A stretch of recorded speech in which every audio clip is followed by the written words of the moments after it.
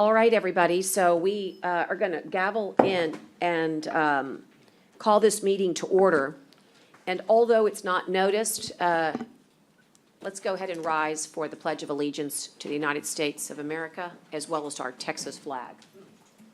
I pledge allegiance to the flag of the United States of America and to the republic for which it stands, one nation, under God, indivisible, with liberty and justice for all. Honor the Texas flag. I pledge allegiance to thee, Texas, one state, under God, one and indivisible. And at this time, I'll ask for public comment. Notice that I've got it, and ask Mark Gergovich to take the mic. It should be on, Mark, but if not, Test, test. Oh, yeah. I You're one don't want to scream. I'm a little hoarse this morning. Judge Canales, thank you. Commissioners, we I'm so appreciate you. sorry, Mark. I've just lost quorum. Well, here we go again. What's up? Okay. Okay. You know, when you leave like that, you delay things. Okay, I'm just messing with you because I can. Good morning, guys. I just love you, and I'm real proud to be here. And I came this morning because, as all y'all know me, I'm an Air Force veteran. This is my good friend over here, our county service officer, Sergeant J.J. De La Cerda. I just came to voice my opinion about his compensation. He's doing two people's jobs, managing the cemetery and handling the service officer's office here across the street. Well, down the street. But anyway, he does it very good. He's as professional as I've ever seen. He's meticulous. He's thorough. I can always get a hold of him. If I call him, he's like several other of my contacts. He may not be able to call me back immediately, but he will get back in touch with me and go, hey, Mark, what's up? We haven't had, to my knowledge in this county, ever had a service officer that responds to his public and the veterans community like JJ does. And you guys helped get him that job and reinstate him with the cemetery. I was behind the scenes pushing for that too. And I just think that we should compensate him a little bit more for what he does and equal the playing field, because the man does two professional jobs. He does it very well, and he's very thorough. And that's really all I got to say. Just know we love you, and thank you very much. Thank you so much. Yes, ma'am. Thank you. I don't see any other listed name, deputy, and nobody else needing it. Public comment, I'll look online, don't see any hands up, so we'll move on to our workshop that we have listed. And these are discussing matters relating to the fiscal 2022-2023 budget, and these budget presentations are in order, and so we'll call Department 1275, which is Veteran Services, and Department 1397, which is the Cemetery. And so JJ, you can start anytime you want, sir. Yes, ma'am. Thank you, Judge and Commissioners. In my budget packet, I did include, it was actually 5 requests, although 2 were going to be canceled, and I'll explain that as we move forward. But there's 2 reclassifications that we submitted for. It's page 4 in your packets. We're asking for reclassifications for both my position and the administrative assistant's position. With the addition of the Veteran Cemetery, new events, ceremonies, and new programs, on top of that, COVID is dying down a little bit, and so there's a large quantity of veterans coming in to put in for VA benefits. Our workload has almost tripled in the last year and a half. And so for my reclassification, I feel that it's fair and justifiable to request a wage that is comparable to the other department heads with similar workload and employee supervision. I've requested an increase in pay from Group 28A, 28 Alpha, to Group 34 Papa. For my administrative assistant, I have requested an increased pay from Group 17 Alpha to Group 20 Alpha. If the court will allow me, I would like to go through the presentation I've prepared, which will provide some background for you as far as the requests. Yes, sir. Do we have that presentation? Connie can get, No? Okay. okay, well, why don't you give it to, No. No. okay, is it a, Yes. okay, can we get it scanned to Connie? If you can go ahead and start, JJ, Yes, ma'am. we'll get it up here shortly. Yes, ma'am. So I put a presentation together, Judge and Commissioners. Just, I really didn't want to make it boring for you. I know you have a lot of budget workshops, and so I want to make it fun and introduce you to our team. Of course, you have the first page, and it has my information on there, my current group and pay step. I currently supervise 14 employees. I'm certified and accredited as a VSO through the Texas Veterans Commission and VA. I did also include a pay scale chart in comparison to the other department heads within Nueces County. All of them are within the average of 34. I fall out of 28, even with the cemetery tasks. So since my hire date, November 21, 2019, we have received 3 big awards throughout the community. The first is the Corpus Christi Mayor's Committee for Veterans Affairs Veteran Advocate of the Year for 2020. The Texas Veterans Commission Veterans Claims Service Officer of the Year Award, that's 2021. And the Texas Veterans Commission Excellence Award for 2021. And because of these awards, we're being asked by the TVC now to take a leadership role within the other VSOs in the surrounding counties. So I'm now establishing a training program to get them on board kind of to the level that we're at. So that's an important thing. The state of Texas is recognizing that we are, one of the best in the state. And so they're looking to us to bring up the adjacent counties, and we're willing to do that. I did also, on the next page, I did also try to introduce you to my administrative assistant, Ms. Diana Acosta. She's currently at a step 17A1. Now, ever since we took on the cemetery, she's taken on a lot more as far as the office. She composes all of our purchase orders for the cemetery. She reconciles P-card transactions. She helps me with timekeeping and payroll, and she also handles any human resources that we have that come down from human resources. In my absence, because I go to the cemetery at least 3 times a week, and I do that so that we can maintain a level of compliance.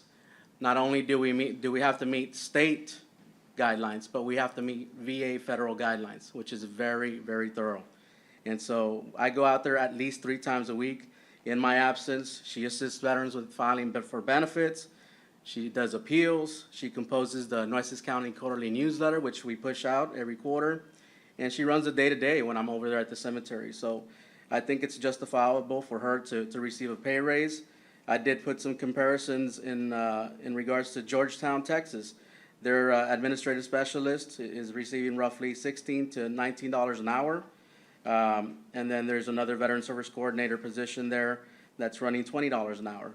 So I think she really deserves a pay increase if possible. The next page over, I did include the veteran population. And what I wanted to do is include Hidalgo County. Hidalgo County is our closest in regards to veteran population. They have about 21,000 veterans in their county. Nueces County has 25,000, actually 24,971. So we have about 5,000 more veterans than Hidalgo County.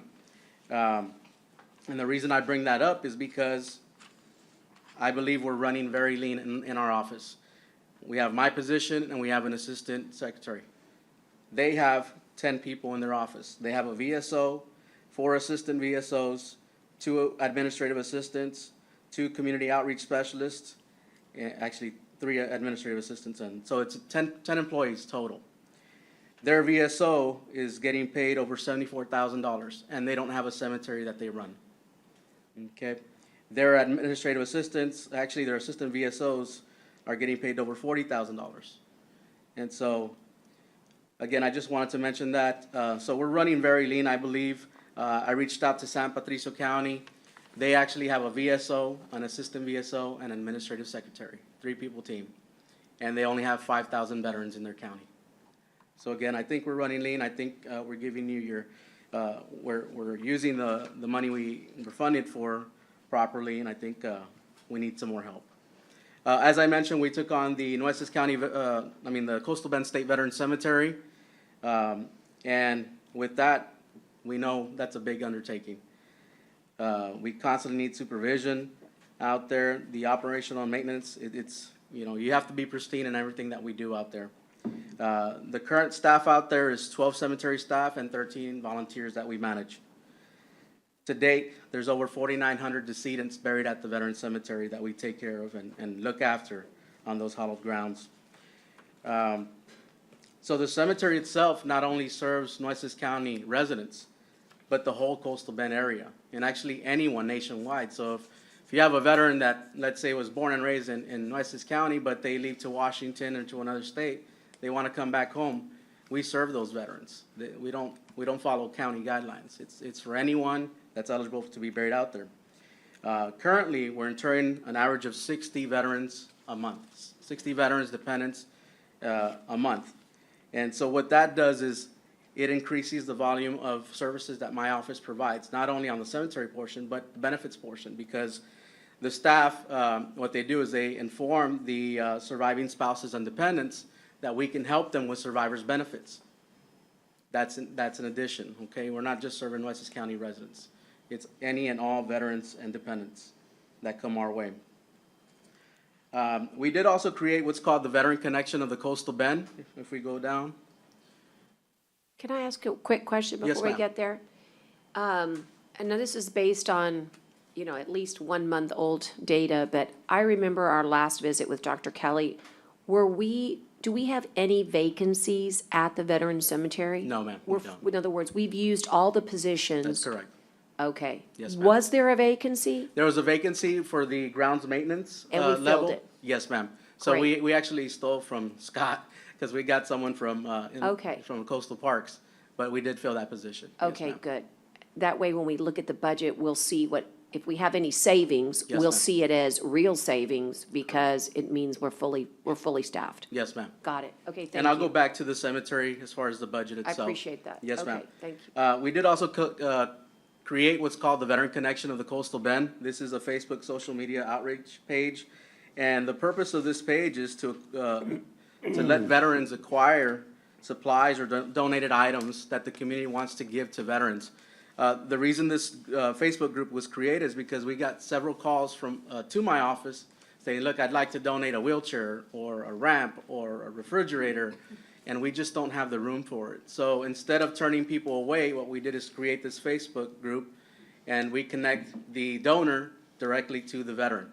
And so they simply post a picture, I have this available for a veteran in need. They connect to the veteran. That eliminates, turning people away. And right now, we have over 400 members since the creation, and it's only been a year. So we're very proud of that.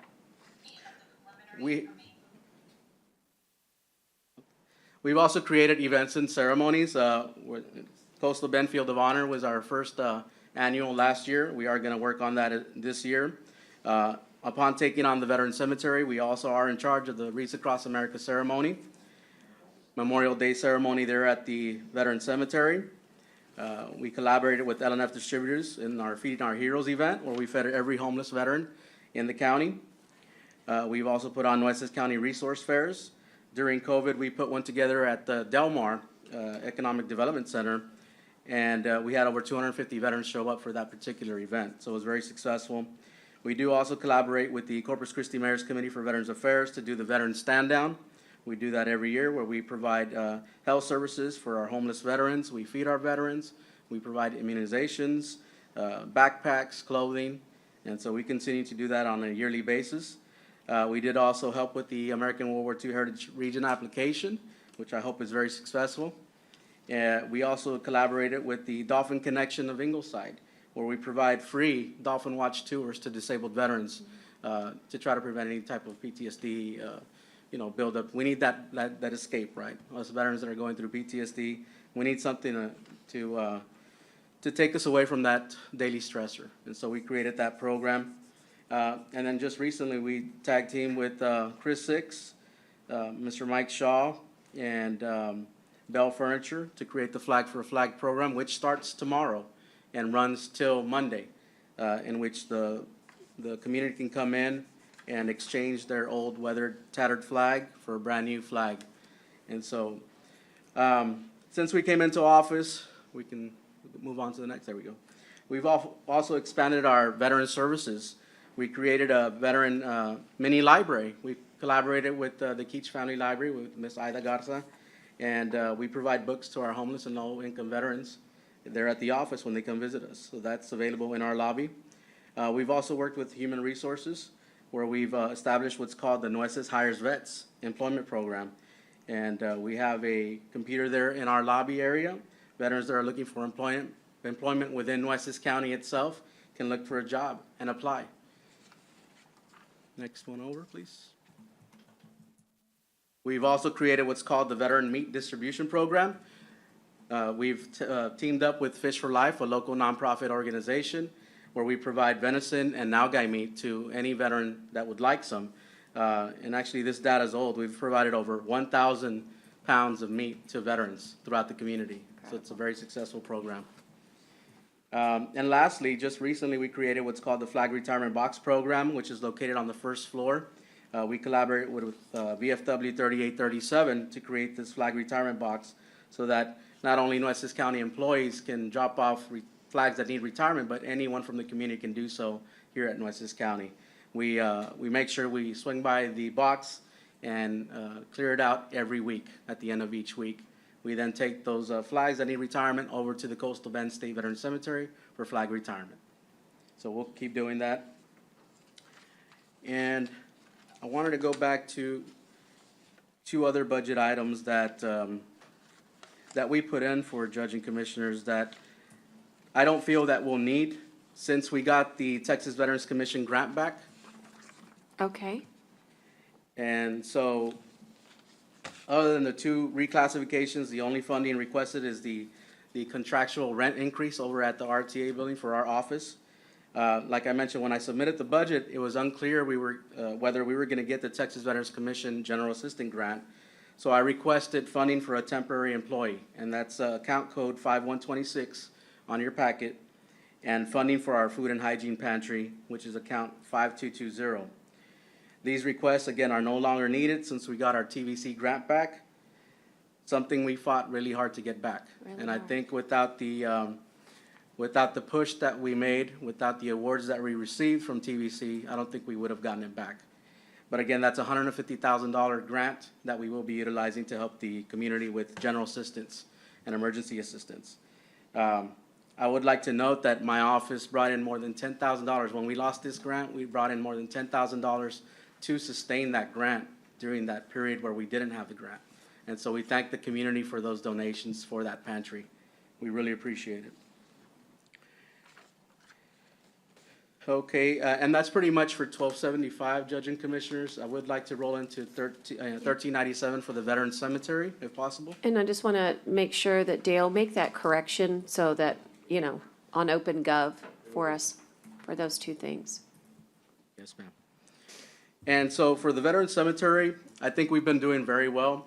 We're not requesting additional funding. In fact, we have found some cost savings in the contract. So we believe we can scale back at least $18,000. Dale and I have been talking, and we can do roughly $50,000. I think we want to stay at that $900,000 mark with the state. So we have been using funds properly, and we found some cost savings as well. So upon the initiation of the cemetery contract, we identified several pieces of capital equipment and systems that were inoperable or needed replacement. This includes the gravesite locator, the Caroline Bell system, the flag retirement area, the irrigation system, the Texas and Branches Service seals out there at the cemetery. If you've ever been out to the cemetery, you know that on I-37 we have what's called the fencing that they use for cows. Well, we've worked with the state. We've now got bids, and the bid's actually been approved. And so we're going to put really nice ornamental fencing throughout the whole perimeter of the cemetery. So that's a big, I think that was $80,000 worth in fencing alone. And we are planning to do plant and tree replacement of 142 trees and plants. And we've also just started, just yesterday, putting compound privacy fence screening around the compound where we have our equipment. Per VA guidelines, you're not supposed to be able to see any of the concrete liners or any of the equipment that's in the compound. So we've been working on that, and that's being done now. So we work diligently with the VLB, the Veterans Land Board, and are proud to report that most and all of those issues were resolved or are currently being worked on. Outside of our actual budget, our $918,000 budget. So there's no effect to that at all. And so that in itself saved Nueces County $500,000. So I think we've been doing very well with the cemetery. We'll continue doing that at the request of the Commissioners Court. And that's really all my presentation, Judge and Commissioners. Do you have any questions on anything? A great presentation. It's really more of me just scratching my head maybe with those folks that are going to help us, negotiate the new veteran cemetery. There was one item that I thought was very positive in the mission contract that I think everybody agrees from the VLB side, and I think it's good, but I'd like to bring it up.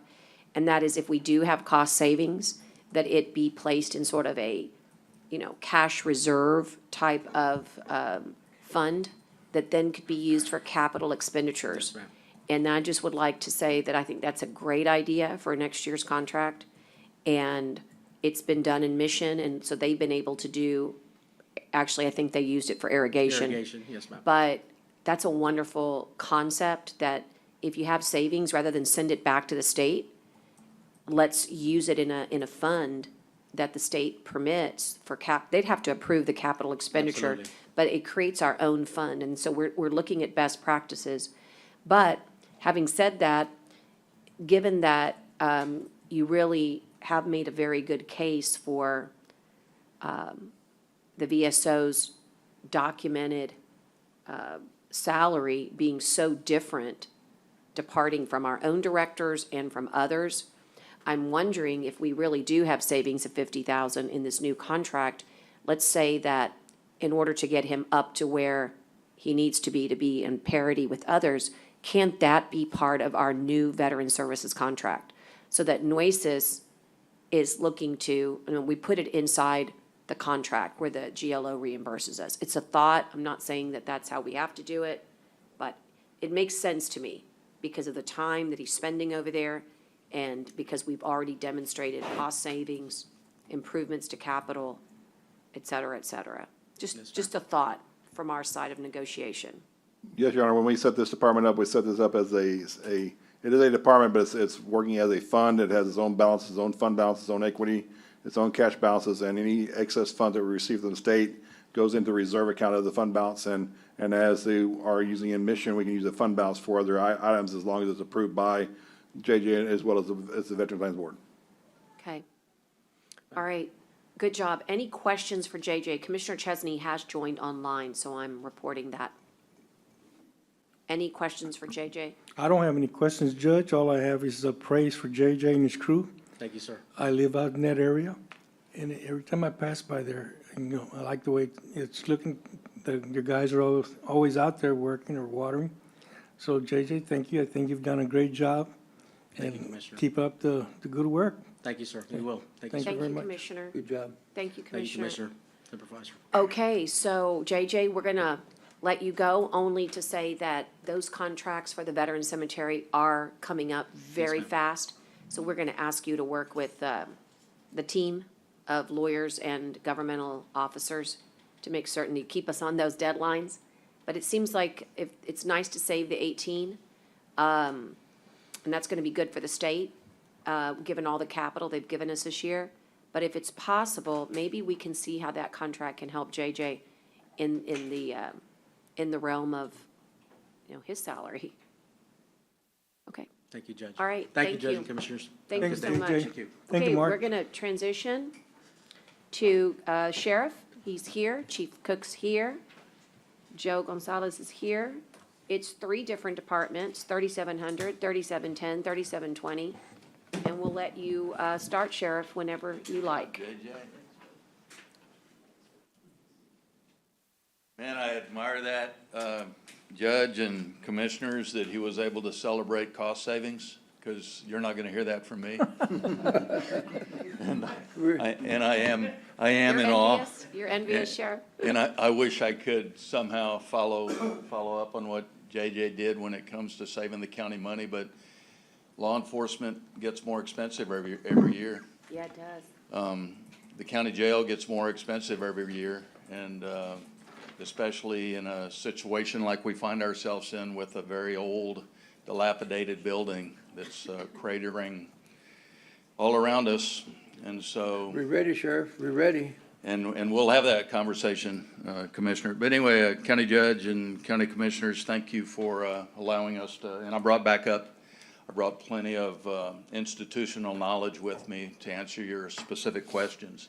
And I guess we'll start with 3700, which is the sheriff's office itself. And looking at last year's budget compared to what where we're projected to be moving forward. Let's see. You can go on to the next one.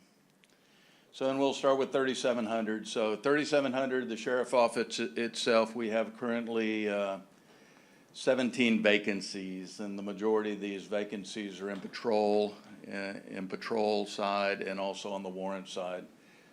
But that being said, we're working hard to fill those vacancies, and we're spending significant energy, manpower, and resources from my inmate benefit fund to enhance our recruiting effort. And you'll see billboards, and you'll see television ads, and above all, you'll see a lot of human effort at job fairs and community outreach to try to fill these vacancies. Every agency in the state of Texas right now is facing the same challenges, and it's a very, very competitive job market out there, not just for correctional officers, but for sworn.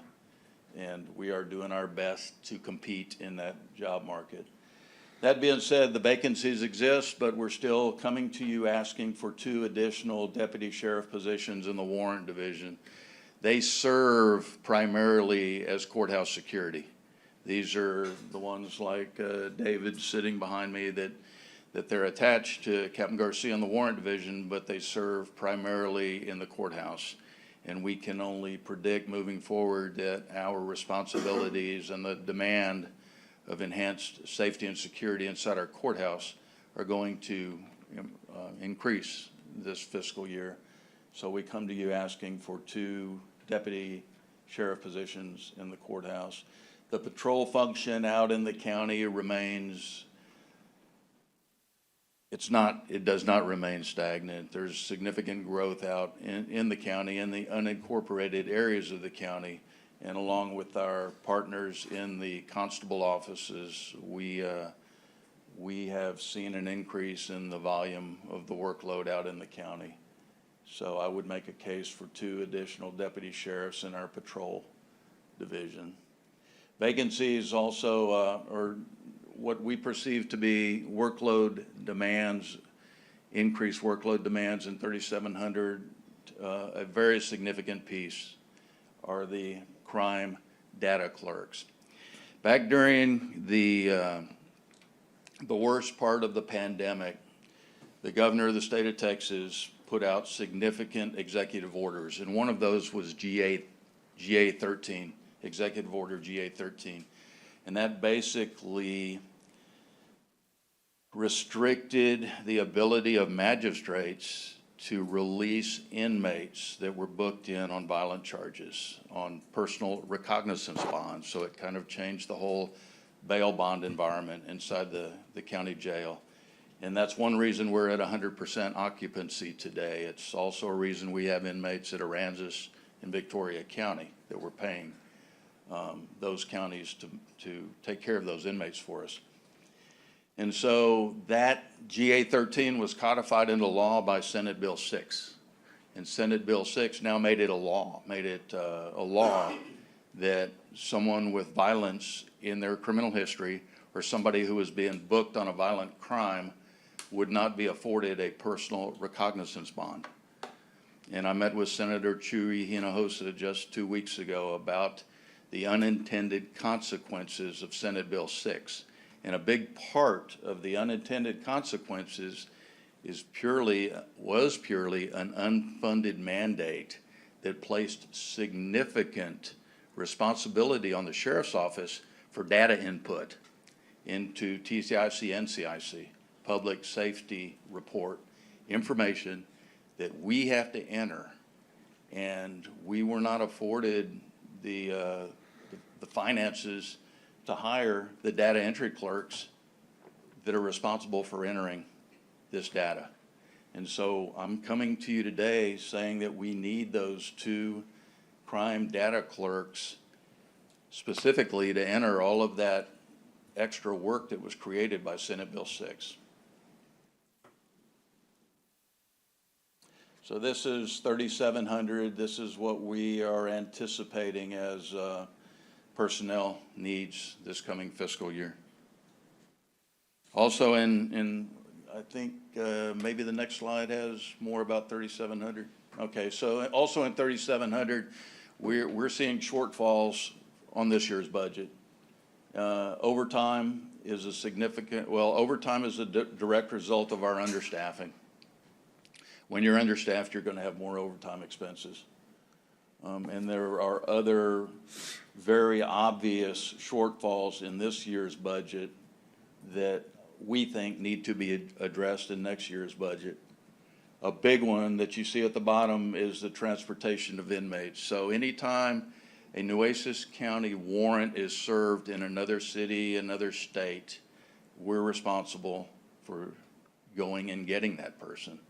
And we don't have the manpower to do that ourselves. Plus, there are private contractors out there who can do it much more efficiently than we could ever do it, without sending our patrol deputies to Wisconsin or Arizona on overnight runs to pick up a prisoner. So we have in place a process to select a company using 2 or 3 bids every single time to find somebody who can most efficiently go retrieve that prisoner and bring them to Nueces County because a judge says they need to be here. And so that's becoming more expensive every day, even with our competitive bids, and that's primarily because of the cost of fuel and the cost of labor that these contractors are dealing with, just like everybody else. And just so you know, we're currently in a process with purchasing Michael Robinson to create a well-defined process for securing that service. And we're very confident that we are constantly selecting the best contractor, the best deal for the county every single time we have to set up a trip. But I'm working with Michael to do an RFP to come up with a list of providers for the service. And that'll be coming into Commissioner's Court here fairly quickly. So those are 3,700 requests. Go to the next slide and see if we're looking at 37. We're looking for 3,700 capital outlay. Is that something I need to be discussing? I mean, Cap- we are catching capital outlay for everybody. Okay, good. Yeah. So capital outlay, and one thing that's not on here, and I was reminded of it, and Judge, I know you're familiar with it because when it happened, I call you. So several months ago, we all showed up for work on a Monday morning, and there was 2 inches of raw sewage in our administrative offices.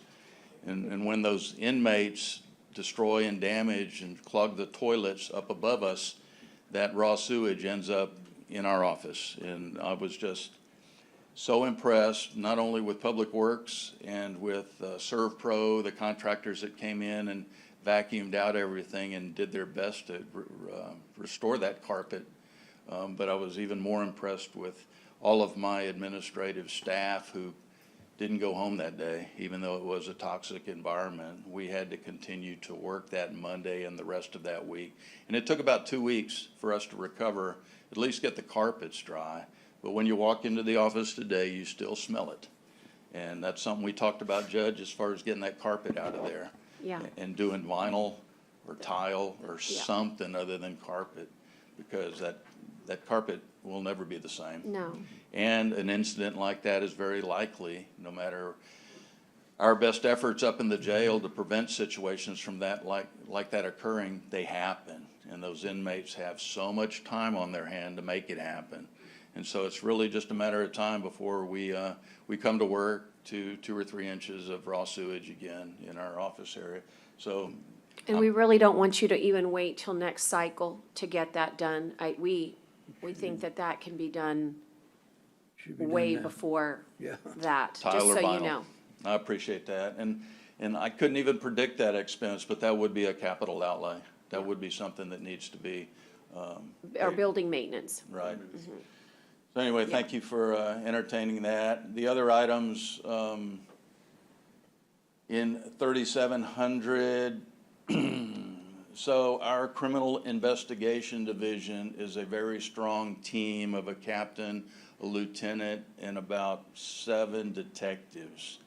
And they, coming from another agency that was very well funded, when it comes to the criminal investigation side, I was, and I still am, a bit concerned that they don't have the technology that they need. There's been so many advances in technology when it comes to criminal investigation, and we frequently find ourselves reaching out to our law enforcement partners in the region, asking them to do things that we ought to be able to do.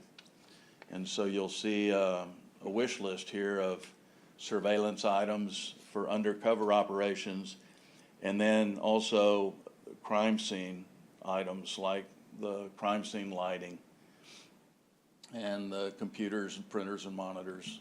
And this is a wish list primarily from my CID, my Criminal Investigation Division, to make them more effective in what they do every day.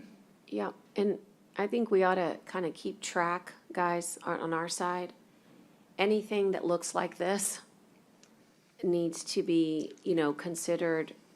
If it's not part of the 2.5, then we need to augment the 2.5, because that's just a no-brainer. That's in the administration of justice, and we actually have the dollars to do it. I hate to see it in capital outlay when it can really come from our upgrades, IT-wise. I'm just saying, let's track that. The next one's 3720. It has kind of a mix, doesn't it, Sheriff? It's got those handheld radios. They're so expensive. Yeah, okay, can we go back a couple of slides to 3720, personnel requests on 3720. So 3720 is now the jail, so now we're going into the jail. And we, just like every other sheriff's office in the state, are shorthanded. We are 77 vacancies of correctional officers. And the way we have met that challenge and remained viable as a county jail and compliant with Texas Commission on Jail Standards is we just recently reconfigured our entire work schedule. Instead of the preferred 3 on, 3 off, 2 on, 2 off, the correctional officers, the dedicated women and men inside that jail, are now working 4 straight 12s. And that was about the only way we could take that manpower shortage and make it Work. work. That's And so- that's a good deal, Sheriff. I think that's great. I mean, It was and it took my command staff to go into the jail and tell these correctional officers, these women and men who have life outside this agency, what this schedule was gonna do to them and their families. They had to sell this, and they did an amazing job. And the women and men who work inside the jail accepted it, and they have been performing admirably in this new schedule configuration. And so the bottom line is we have 77 vacancies. Once again, we are in an extremely competitive environment.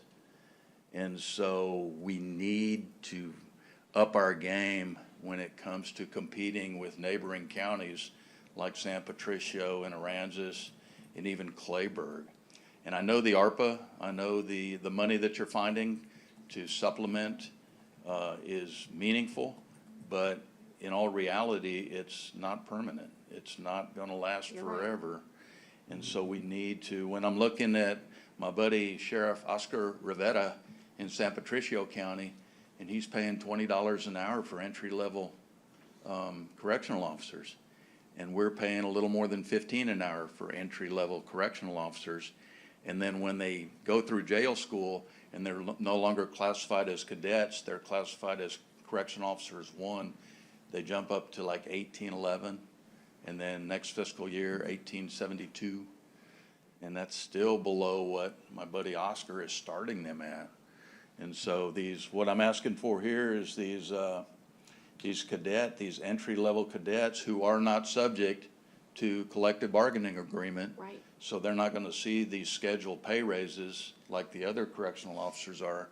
We need to step that up, or else, I wanna have, instead of 77 vacancies, that number is gonna continue to rise, and we're not gonna see the influx. Hey, Captain, will you address that issue, please? Judge, Commissioners, thank you for letting me speak today. As the sheriff was saying, those 77 vacancies, basically what's occurring is we are and we continue to be the training grounds for every other county around us. So we start off at $15.44 an hour, which is roughly $34,000 a year. We license them. San Patricio hires them on at $41,000 a year. And if you have experience and you have that license that you know, Sheriff Hooper and our training division got you to obtain, you start off at $43,000. Aransas County starts off at $45,000 a year without a license. So our corrections officers, that 77 vacancies, the next time we come up here, it may be 100 vacancies. And so, as the sheriff mentioned, yes, we had to restructure our whole scheduling scheme to be able to stay in compliance, but we cannot continue to do that because eventually we are going to run out of bodies. And so that's why our plea is that we need to raise the cadet correction pay as high as possible to be able to compete with everybody else. And we're not only competing against San Patricio County and Aransas County, we're also competing with HEB. We're also competing with Target, because those are people that are paying more to do a job that is very, very hard. Yeah. In that jail, we have 1 out of every 10 inmates is there on murder. And that's the people that our people have to deal with every day. And so it is very, very hard from an operations standpoint to continue to stay in compliance with the Texas Commission on Jail Standards if we don't have the manpower to do it. And eventually, you know, our people have agreed and they've bent over backwards to change their schedule. And yes, it reduces their time off with their family, but eventually, you know, that ship's gonna sail too.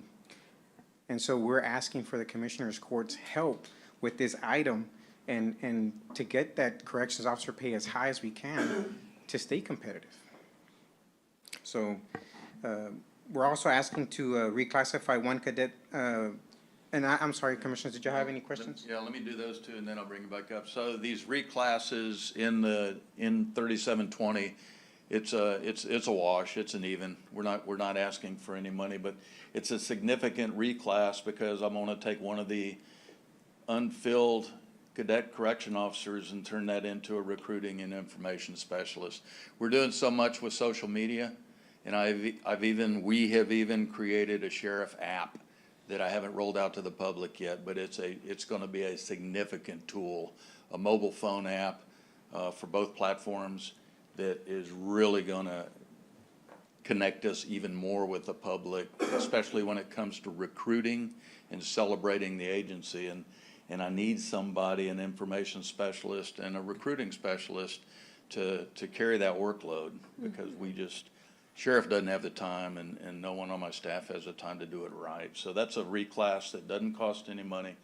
It's even Steven. And then the other reclass is to do a reclass from an unfilled correction officer 3 position to a sergeant. We have a new position in the jail that is a gang intelligence officer, and he is doing such amazing work, especially working with other law enforcement agencies in the region.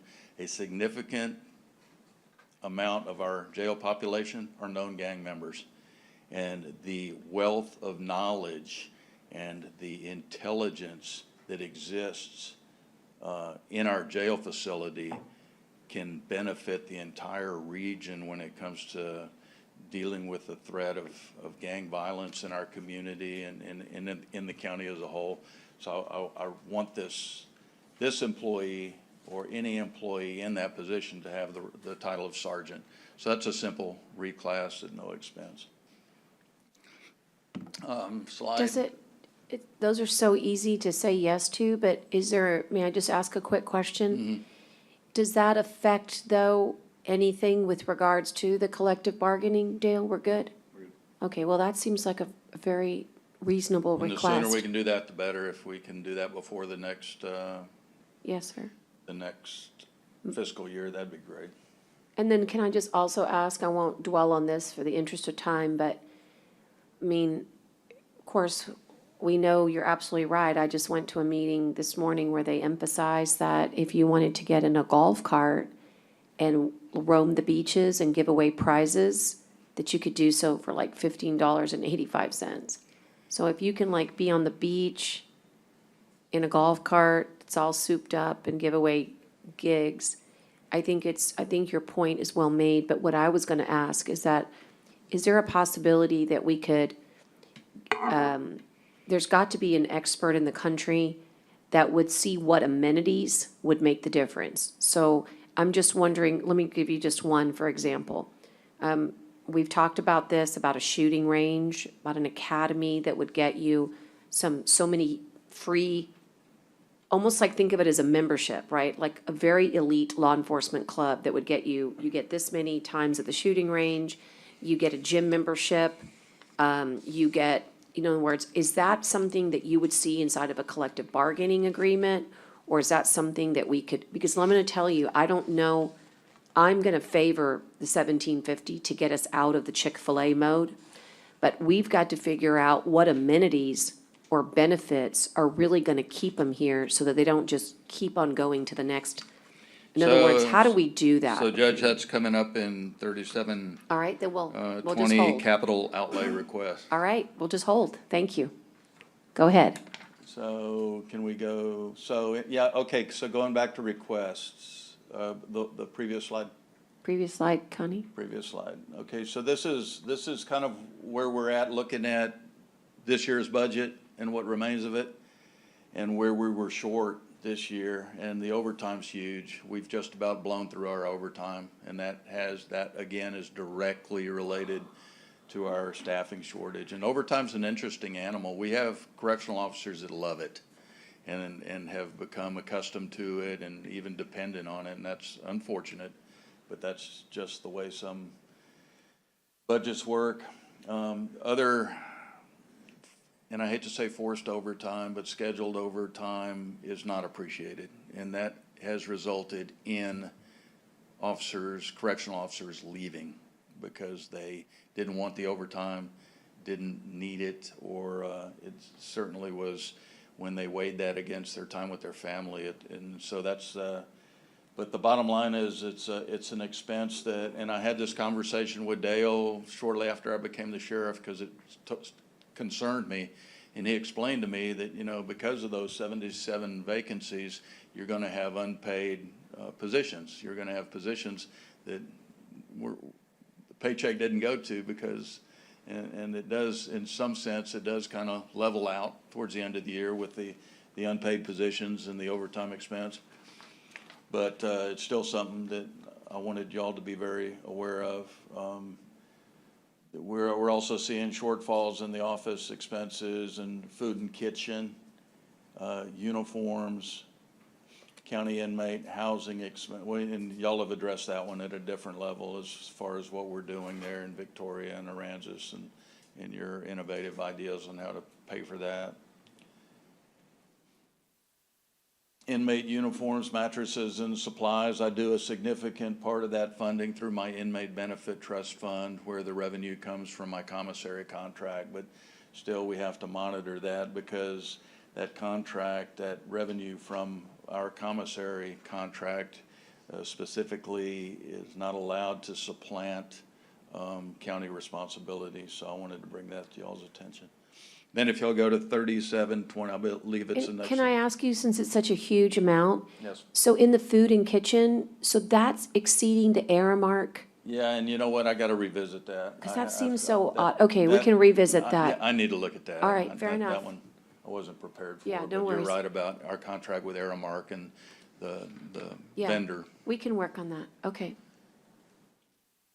So capital outlay request in the jail. Now, the first one, and I'm gonna speak to the first one, then I'll get Captain Gonzalez back up here on some of the others. But, so, The correctional officers in the jail, when they're not doing a pipe check or a key check or making their rounds, they spend the majority of their time sitting at a picket. If it's a direct supervision pod, and a picket is basically a desk in the middle of the common area, and they're sitting in these chairs. Those chairs are used 24 hours a day, 2 shifts a day, 12 and 12. And our chairs are falling apart, and it's creating a health issue for some of our correctional officers and also a safety issue if the chair is not stable. We need to refit those chairs. I don't know the age, couldn't tell you when they were purchased, how long they've been there, maybe Captain Gonzalez can, but the bottom line is, and it's not just any chair, it's a very significant chair that needs to hold up for big correctional officers carrying a lot of equipment. Okay. And so it needs to be a very durable thing, and I believe we're looking at about $800 a piece. But those chairs, that's a necessity. That's not a luxury by any means. And so I'm gonna turn it back over to Captain Gonzalez, and he can tell you a little more about the need for the chairs and then other capital outlay in the jail environment.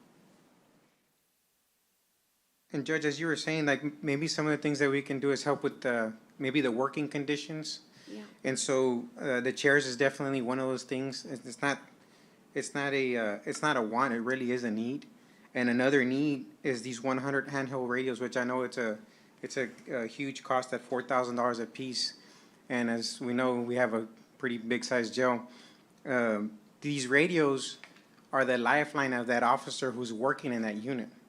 And when you key up and your radio doesn't work for backup, this is a need that we need. We need new radios, and unfortunately, our guys do get into scuffles, and so sometimes the radio may fall off, and it breaks. And so, Is it a Daily Wells product, Joe? this comes from Harris, and we Oh. do have a bid. We did work with purchasing to get us the best price possible. How So much are the this is radios? it's $4,000 a piece, and that comes with the radio, the battery, the charging port, and a hand mic. And the hand mic is also very important, especially when you're going hands-on with people. So you need that hand mic sometimes because if you need to get somebody away from you, you can still be able to key up without having to reach. So this radio is very, very essential to the safety and the working conditions of the people that are working that jail. And so we need new radios. Is it still under capital outlay? With that price, yes, our radios and this other stuff, because of the type of equipment it's considered an exemption or extension item. These would be required to be a actual capital asset that we track. And Make a list, man, what you need. And this also includes the reprogramming It's right up fee, here. Commissioner. Yeah. So, see it on the board here? Yeah. No, I'm saying Dale can get that from there right now. What was the question? He said, I don't know how many you need. How it's many- we need 100 radios. See, it's Oh, I'm right up, sorry. it's I'm right looking up at- here. Yes, sir. Oh, I see it right here. I'm Yes, sir. sorry, I got it. Yes, So we Commissioner. need it's, 100 radios and 100 chairs? 100 radios, 100 handheld mics, radio holsters, and the charging stations. And that also includes the programming fee. But the chairs also, 100 of them? Yes, sir. I bet Harris, I know Daily Wells, and I bet Harris, when we did our P25 radio Right. upgrade, they'll finance that. I bet we should look into that as a way to catch a little breather and get you what you need. That's something I want to look into. I just need more information about the radio product itself. And but- Judge, we can email you the whole entire packet Yeah, that we let have me from look at that. purchasing. That's what I was asking. Yes, and Commissioner, we'll be more than happy to email the Yeah. whole court. can get you We have all some that now, information some available later, for Or you. all, with that, but, once you give us a package. Yes, sir. In fact, I'm stepping out of bounds because I haven't gotten the confirmation, but I know from Metrocom, you remember when we saved a fortune. There's a big surplus there. Of course, they want it for cash reserves, Sheriff, but the point is, we may not have that luxury. We may need to get some of those dollars back and use them for these new radios. We saved over $500,000. Now, don't get me wrong, the concept was to stick it in Metrocom's reserves because we need to build reserves there. But maybe we start next year Or do half, or do half. Anyway, I'd like to mark that, Teresa. I'm catching, that's why I love workshops so much, because it gets you to figure out how you can solve different problems. But that 400,000, I think we need to work on that. If you had a non-contact, right? Obviously, like you said, if a prisoner hurts that radio, that'd be different. But other than that, how long should these radios last? If you didn't have a breakage or, They should probably last, and in the jail, it's such rough environment. I know, Uh, but generally. maybe 4 years. Okay, well, okay, that helps. 4 years. In other words, you don't want to finance something. You understand Yeah, that? the life expectancy of the radio is probably gonna be 4 years, maybe less, because our line of business is very rough. So the life expectancy is probably 4 Do they years. fall under ARPA? Yes, I mean, under lost revenue for government services, for sure, but I think, yes, the answer is yes, but I think we may have some dollars from our previous 2019 Metrocom radio upgrades. Metrocom radio upgrades, not our tower, but our radio. Do you remember that? It was like 565 or something like that. Okay, well, Sheriff and I are on that committee. We're gonna go poke around. Okay, thank you, Joe. That I think is important to all of us, that you have radios that work chairs and for that the are, staff. and chairs for your staff. All right, Judge, and we also have an evidence locker that we need for the annex. It's about $9,962. We're also requesting 4 laptop computers, $2,300 apiece. We have 5 black and white laser printers that we need. They're $450. As you know, the amount of paperwork that we do at the jail is insane, and so we need more printers. So our grand total request for capital outlay is, it's right at $500,000, $501,000. Ms. Teresa, we may have already allocated it somewhere else, but when we built the evidence room at the annex, do we have any leftovers? Check on that. That's how we can get your locker. And that's all the request for capital outlay for the 3720 budget. And Sheriff, do we have anything else? That's it. But hey, just for clarification, Judge and Commissioners, do we need to, I know that 1305 was handed off to Sheriff's Office. Do we need to address 1305 courthouse security? Is it noticed here? I mean, we can. Dale? We didn't have the information available, but. I don't have the if he can- info available, but, If he's needing to provide information to, if he's provided already in our packets, we can look through that and work with the sheriff. do you want to? Yeah, that's Is good. it all right if you That's work good. with Dale? Annette, did you want to add anything to 1305 status report? Can you give the judge and commissioners an update on where we're at with courthouse security, 1305, and what we've done, kind of like the email you sent me? Oh, okay, yes. We have received the first part of our delivery for our courthouse security upgrades. The next step is for us to plan the installation, the hardware, and the infrastructure. So I'm looking at that within the next 6 weeks, and you'll be seeing an email from us letting you know where we will be, and it'll take about 6 weeks to complete. It's great. We are still doing courthouse employees, access cards, IDs, and of course, the attorney's IDs. So we are moving forward with that, and we are monitoring action within the courthouse and maintaining connection with the sheriff's office and the deputies on patrol. And Annette, I know it's too early because it's not even a full year. It's probably just been 6 months, but it'd be nice to know how we are doing tracking, the new fee that we put into place. And is that tracking with where we kind of thought? Because we hope that the fee that lawyers pay for the Yes. badge. Yes, I have a spreadsheet of all the badges that I've issued. Great. And, yeah. In other words, are people buying? Absolutely. Okay, so it is absolutely. working. It is working, and we have it up on the sheriff's website. I've had attorneys just stop in. We've been able to schedule and work them in. So yes, it Very is good. working. And everyone seems pleased. Very good. I think it's nice to have the presence on the first floor too. Definitely. And a lot of the county employees like it because they can just come in, meet with me, and we'll get them taken care of and they're out. So it's good. And you're protected too, right? on your, can anybody just open the door or? You can open the front door, but I'm behind a locked door. Okay, thank I you. also have a. Just want to make sure. Handheld radio, and of course, I have courthouse security that does check on me throughout the day. Great, thank you. You're welcome. Very good. Where shall we head next? I think that should be it. I stand ready for questions or comments. We dealt with 3,700 and 3,720, and I can claim, like JJ did, I can claim a lot of success in 3,710 because I'm not asking you for anything for 3,710. Good job, We're Sheriff. in a good place. They did need some equipment, but I found funds for that inside my office, existing funds, and so we were able to take him off. Okay. It's not so much a question, but more of a comment. Working this morning, court, yesterday, as you know, you were online, we approved out-of-county housing dollars, working with Cooper, Lance, Right.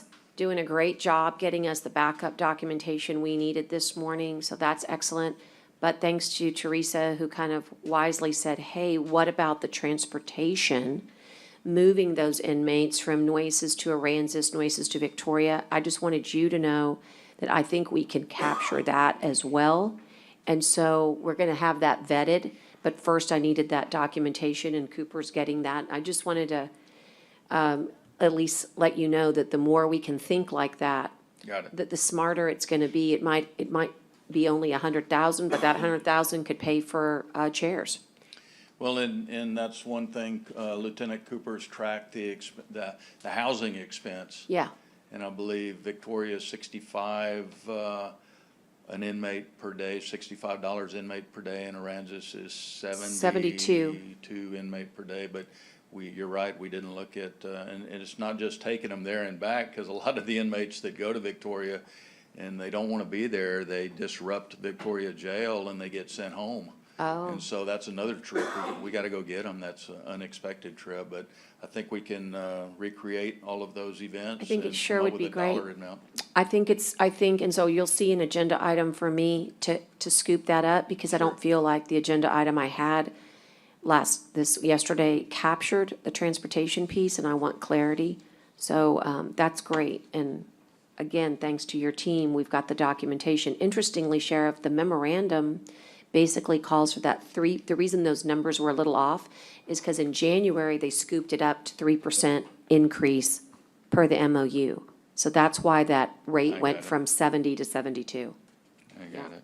Hey, Judge, Yeah, I'm just going to say, I think you were really clear yesterday. If you want to do another one, that's great, but I think that's what the purpose for that at least that was the intent that I had, and I think you had, was to cover all of that cost right in the ARPA stuff for the transportation and all the out-of-county and out-of-housing stuff, correct? yeah, and I'm happy that you think that. That was my intent, but I just I needed the thought so. county attorney to give me that blessing that, it's Matt, right? Yes. Matt, nice to see you, Matt. Pleasure being here. Thank you. The question is what we meant on the out-of-county housing was yesterday, does it include everything to get you the out-of-county housing? In other words, the transportation, and if it is, that's great, and if it's not, can we do a cleanup? Yes, Your Honor. Yeah, and again, And I'm I happy. fully expected that was all in the cost. In fact, if you remember, we tried to do it for the upcoming year, but we couldn't do that one because we didn't know what the cost was, but I think that was certainly. Okay, That's where I thought it was, and if you need more legislative intent, then there's some more. okay, so that's good news that he thought that too, so we'll just ask you to get back to us, but the point is, Sheriff, is that we're trying to get those dollars back, because they're directly related to the backlog, and if we can, maybe it frees up some dollars. Hey, there's one issue I skipped over, and I just remembered why I brought Chief Cook. Dave, would you, in 3,700 requests,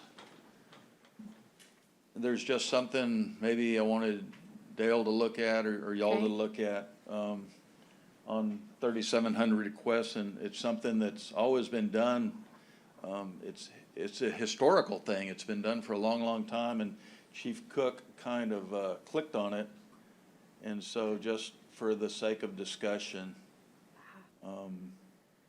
Hang on, I'm getting there, I'm getting there. Well, you know what, if you can't find it, I'm sure No, Chief it's Cook there. can catch us up. But it has to do with the purchase of ammunition and the ammunition that is required for training and also for carrying. And the historical, there's the amount, $32,587 of ammunition expense. And so I'll let Chief Cook take it from here. Thank you, Morning. Commissioners and Judge, I appreciate the time to Morning, address Chief. you this morning.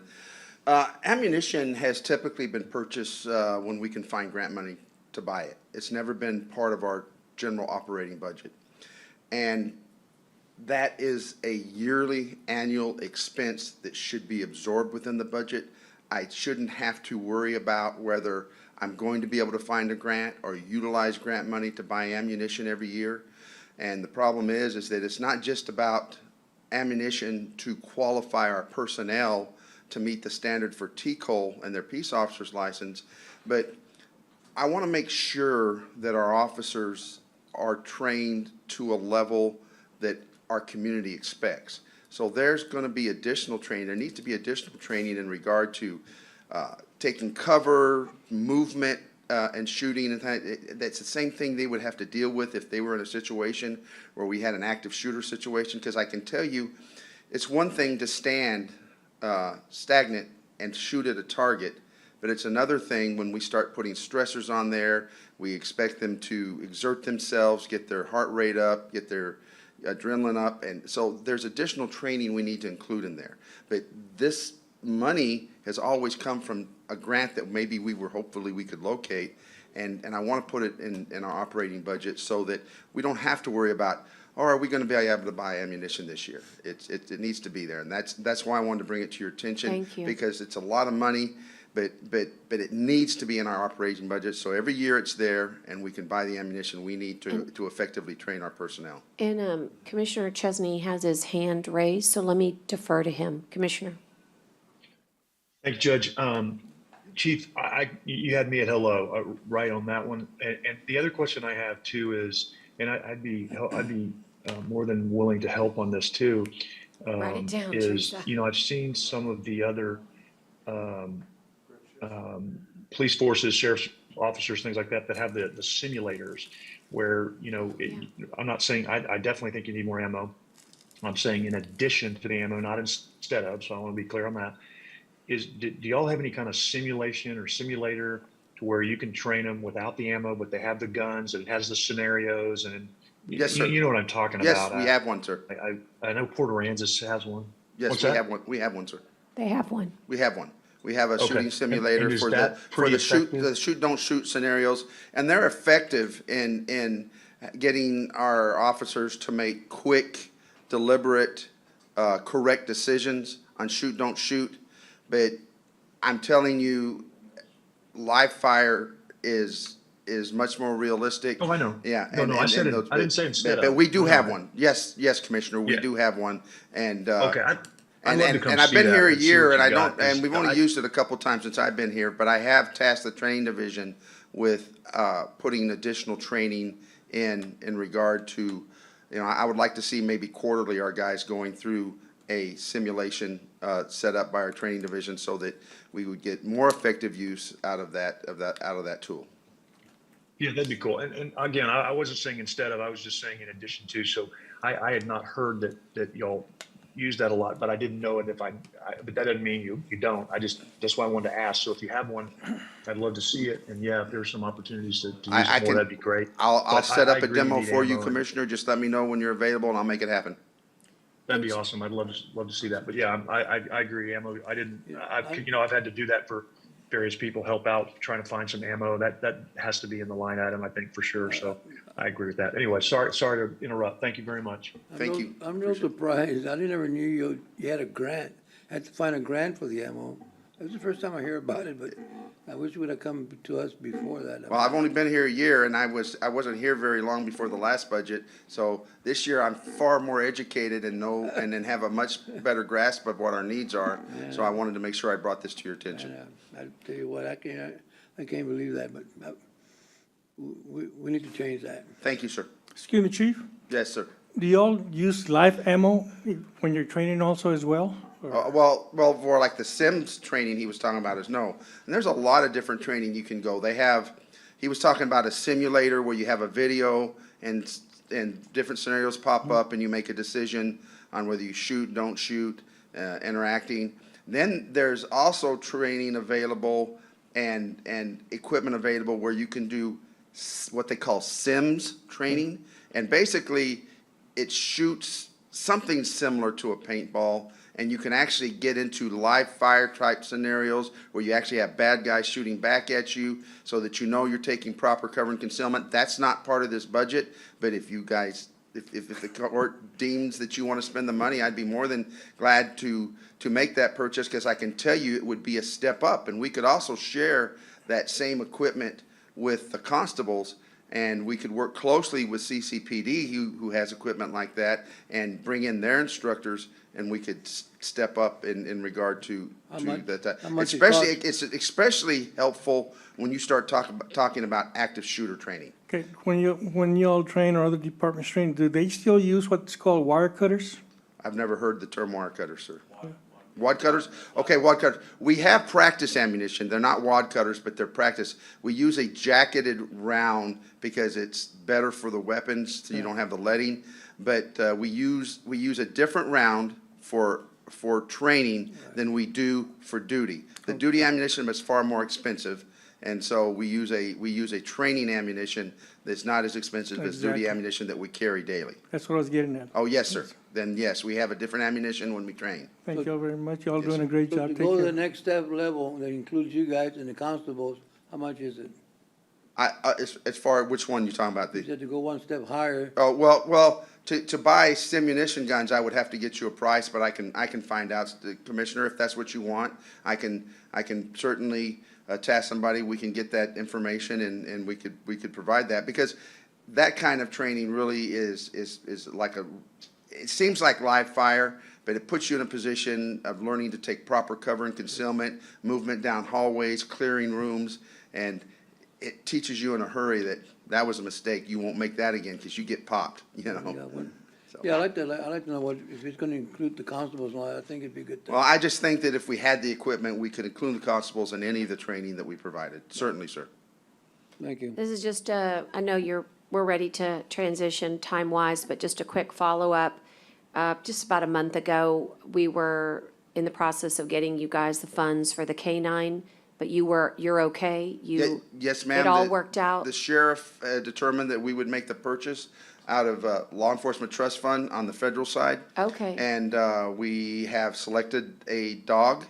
How wonderful. Our handler will be going to school in July. He'll spend 6 weeks with that new dog, and we'll be coming back to work with a new dog in hand. That's And then great. And then we'll be retiring, of course, Nuvei, once we have that new dog on board. Well, we had found a way, so if something doesn't pan out, sounds like it does, but let us know, because that's an officer too. All right, thank you, Judge, I appreciate it. Thank you, guys. Thank you, Sheriff. Thank you all. Hey, Sheriff, I'll ask you a question. I think you and I talked about it before. The firearms that the fire marshal had, are those in your possession on lock and key? I think you and I talked about that before, but. So, there were, from what I understand, there were 2 handguns and 2 long guns. And in speaking with purchasing, who tracks that property, they're currently in the possession of Constable McCacken, Precinct 2 Constable. Okay. So, Thank you. Okay, Edward, you are next. I'm just going to ask, would anybody need a 5-minute bathroom break, or staff okay? yeah. We've been here. Okay, Commissioner Hernandez needs to go. If he's going, I might as well go. All right, well then go ahead. Edward, we'll start in just, as soon as they get back, less than 5 minutes. Go ahead and get Connie teeing up your PowerPoint. Even, you don't see him, but he's on the screen. And we will, once you start with community services. Judge, I've got a PowerPoint presentation that I think it's inclusive of all of my departments pretty No much. worries. Go ahead. So we'll start with that. So Ms. Connie. So That's the first slide. So if you look, if you go to the next slide, Connie. Okay, if you look at that slide, that shows you everything that the Community Services Inland Parks has, I guess, management of. Okay, So there's about 30 items there. There's maybe one or two missing, but we were able to put it, and if you look at the legend, on the right-hand side, the green things are gonna be parks, the blue things are gonna be our community centers, and the red things are other things that we're just happen to manage. So what I wanna show there is from Flower Bluff all the way to Agua Dulce, all the way to Bishop, all the way to, over there off of 97 and Davis Lane over there in Sandia, or as they call it, Los Escondidos as well. We're throughout the whole county. We have a workforce that jumps from project to project to project throughout that whole area. So this presentation is just, I know that we see things in little bits, so I'll take Commissioner Jag to his sites, and I'll take Commissioner Hernandez to his sites, and we'll go with Commissioner Mares to his sites, but the true picture, or the whole picture, is this is what Community Services does, and Inland Parks. We're not, we're a general fund budget, so we're not subject to any road, you know, where we only have to work on the road, or we're not limited to anything. In fact, we've gone to Port A and on our other projects. Next slide, please. So this is where I'm starting. I'm starting with Hazel Baysmore. It's one of our bigger parks, and it's a beautiful park. Next slide, please. These are some of the things that we are looking at for that park. Going from trails to ponds, as Commissioner Hernandez says, you know, this is a very beautiful park. There are so many trails within it that you can't really, thank you, Connie. look at all the trails even within a week. We have the Kimmel Trail, that you head up, that was the, bonfire, he died in the bonfire over there in Texas A&M. That's here. He was a scout that was here as well. So these are the improvements we have for this area. I mean, I know that we're not looking at all the improvements as far as funding them, Judge, but I want everybody to be aware that these are things that people have asked for within the facility. Next slide, please. Has that park ever been a recipient of a Texas Parks and Wildlife grant? Actually, yes, we've done both Texas Parks and Wildlife and bays and estuaries. Got it. So the walking trails and some of the boardwalks that we have built are bays and estuaries and Texas Parks and Wildlife. This is over there off of Haven Road. This is the Lyondale Park. It's we are currently, if you look at the northwest ball fields, those we're currently working on licensing those to two groups. So the idea there is that those fields were given to us by TM, Tolosa Midway. So they're an asset that's available that we can actually charge at the gate. All our other parks have we can't charge an entry fee into them. So there's, because they're a public place, we can't charge for usage of water, we can't charge for primary usage for children, we can't charge for bathrooms. That's according to state law. But we accepted the TM properties, which is that Northwest Fields, as just general property. So there we can actually do that, and we're looking at a licensing agreement with two groups so that we can eventually earn some money that will be put back into the ball fields as well as the parking lots and develop the property. And they would maintain the field? They would maintain the field, and they would, hold tournaments, that kind of stuff. Yeah. And then the county would get not a percentage, but we'd get a fee in the future from that. Next slide, Connie. So that is actually that property, and that's how we actually originally planned it. Though a few things are moved around, that's essentially what we have out there.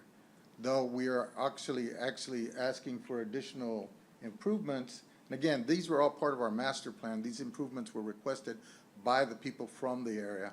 So we've just put a dollar amount to it. And we have, of course, a priority list based on what we think would be the needs. But at this point, that's what we're. And these are very nice slides. Did we have, you were telling me a little earlier than we all came in, but these were put together as part of a master plan, right? Correct. Yeah. By LNV. By, yes, LV at that time. Okay, Now- yeah, at that time. Dura. Yeah, Now Ardura Ardura. now. Got it.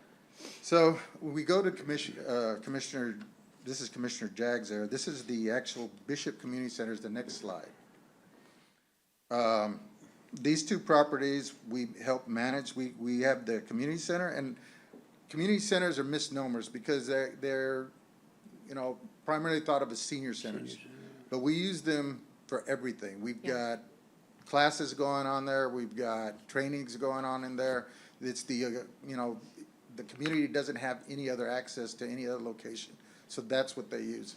And our partnerships with the city and with the different groups help train not only our people, but additional citizens as well. We also use this for our heating and cooling shelters.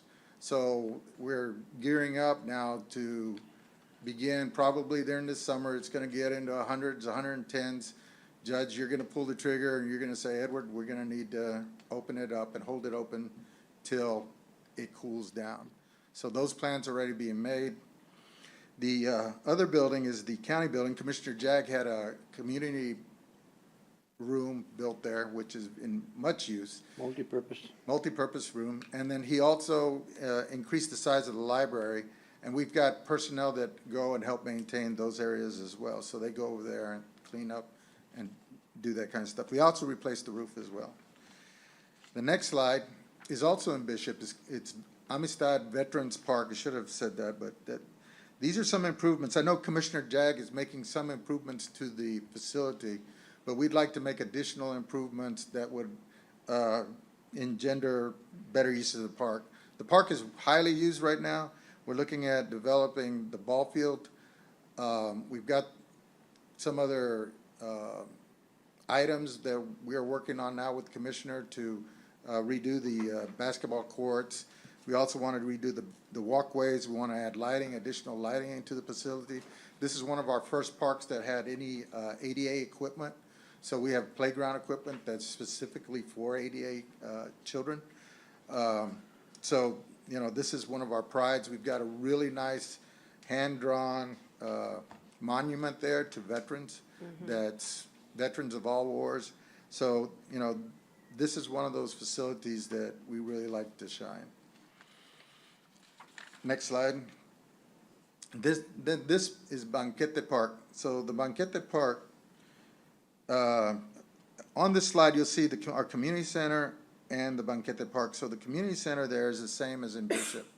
We get use from the neighbors. I mean, they have a quinceañera, they'll have parties. This is the only facility within 14 miles or, you know, without going out of town to where anybody can have events.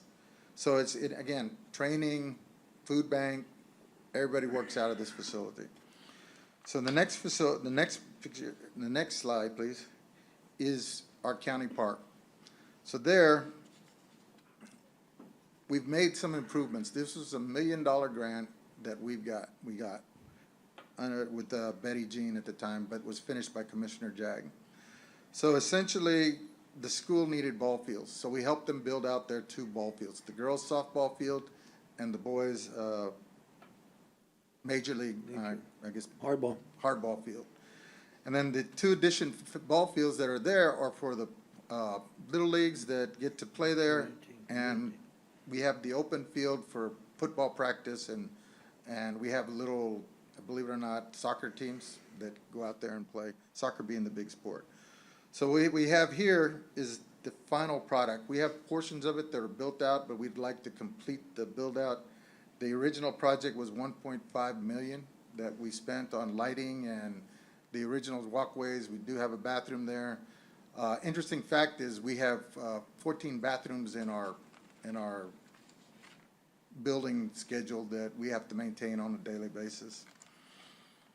We also have a Veterans Memorial Veterans Memorial, I'm sorry about that, Commissioner. Yes, a Veterans Memorial that every Veterans Day or any, we push our flags up and we make sure that it's taken care of. The next slide is our facilities in Agua Dulce. So we manage the David Berlanga Senior Center, again, another center that is open for the community where they have, again, have dances, parties, that kind of stuff. And of course, training. We have the Opal Yance Park. Opal Yance used to be a really nice senior that we loved, and the Commissioner's Court was gracious enough to name it after her. We also have the Agua Dulce building. We share our personnel with Public Works to maintain both that building and the community center. That person also serves as a route driver for us for our meals routes. We tend to serve about 60 to 80,000 meals. There's actually right now 2,000 people on a waiting list with the state in order to receive our meals. The next slide is Bobby Ray and Opal Yance Park. Edward, we also have a Veterans Memorial Park there. Yes, sir. In Agua Dulce, we probably have one in every park in every community. It's not a big one, but it's kind of a half size of the one in the Banquete. It was the request of the local Veterans. community, because they wanted to hold their ceremonies right there in the park. So these are improvements that we think that again, not we, but the citizens feel that are necessary or feel that they would like in their parks. The next slide, please. That is Salvatierra Park. Again, most of our parks are what would be considered regional parks in the city. This is one of the main regional parks. My uncle used to actually work here back in the day. He used to be a park ranger. So I love this park. this is This is one of my favorites. a very beautiful park, very Beautiful. nature-oriented, and we want to keep it that way. But we'd like to make some improvements.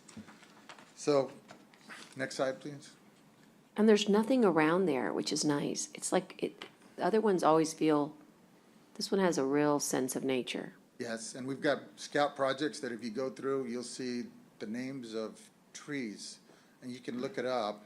The only thing we'd like to add would be like a QR code to Sure, to get it on the, apps. So these are, go ahead, Commissioner. It's a good bird watcher. Yes, it's actually on the bird. It's on the trail. Birding trail. So again, improvements that, again, the community requested. The ISD would really love that trail that runs around for their cross-country pit people. team. They would really love that because that would be very beneficial to them. Then go, next slide, please. This is Ortiz Park. This is one of our heavily used parks. So on any given day, you can probably see about 2,000 people in the park. And then again, this is pre-COVID, but the numbers are starting to come back up. We're building soccer fields here. Here's one of the areas that we would like to redo the trails and redo some lighting into the trails, as well as it also houses our Robstown Community Center. Commissioners, I'm more than sure that y'all have been invited to our event that's coming this next Friday, which is our Father's Day event. I hope to see y'all there. Our Mother's Day event was very nice, Judge. I hope you enjoyed yourself. I loved it. Thank you. I do too. It helps, Commissioner. You're always loved. I enjoy myself. It was a beautiful event, and everybody's glad that we're back. The mariachis really were really good. My staff does really well in doing these things. So if we go to the next slide, please. So those are the improvements. The soccer fields, we are actually in fact have begun on them. We're trying to get some water to them right now. The trails need to be redone, as well as the lighting. And again, this is throughout all our facilities. We've managed them as best we could, but at this point in time, I think they need a little bit of TLC and love. We need to go back and redo a lot of our trails, both here, Banquete, Bishop, and you'll see in Hilltop as well. A lot of the trails need to be redone. A lot of the parking lots, that's one area that are really sticky. that all need to be resurfaced and refixed. So you'll see a lot of that in here. Next slide, please. 83 yard is our yard. That's where we store all our materials, and it's on the County Road 83 and FM 624. Public Works also uses it as a storage yard. You'll see some of the material there for roads in the area. Next slide, please. This is one of those facilities that we would really, really need help with. Our Driscoll facility is actually older than I've been in the county. And I've been in the county going on 34 years now. My father, this actual building, my father actually helped get for Banquete. So this was in Banquete before the new building was built, relatively new building was built.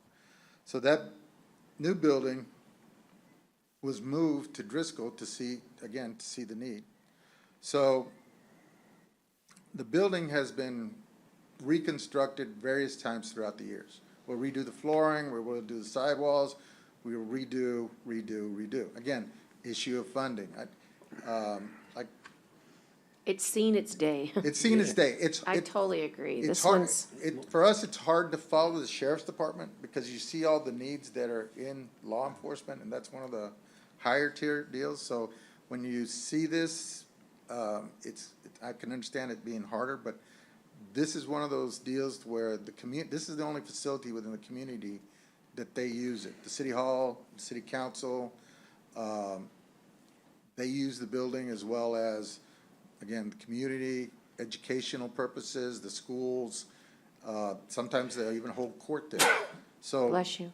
these facilities, I can't emphasize, within our communities are the only facilities that they have available for any type of use that other than, so that's why I'm saying that it's not a senior center, they're community centers to the max. We just used it in May for, what was it, Memorial? For a Memorial Day ceremony, The yes. head of Vietnam service memorial.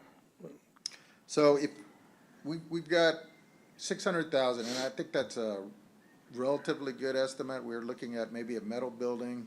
We're wanting to work with the city there. They're willing to put in some funding to relocate it. They would rather us put it on one of the corners, so it would work well for us to help rebuild if we got that facility redone. But you think maybe it's just time to get a new I think so. Yes, it place? is. I mean, I don't feel like New home place. this one is worthy of the 10th or 12th patch. Yeah, no, I agree with you. And the sad thing is that we have seniors that want to come to the centers, but that's their center. They don't, and we give them the option, we'll transport you to Robstown or to Bishop. No, they want to stay They want to close. stay close, exactly. That's their home. Well, that's why everything is connected, right? If you notice what the corridor is looking like, it's moving towards this area. If you could get some, regional infrastructure, you'd see more homes there, which would substantiate these types of centers. But you got to do what it takes to get the home builders there. Yes. And so, let me keep us on schedule.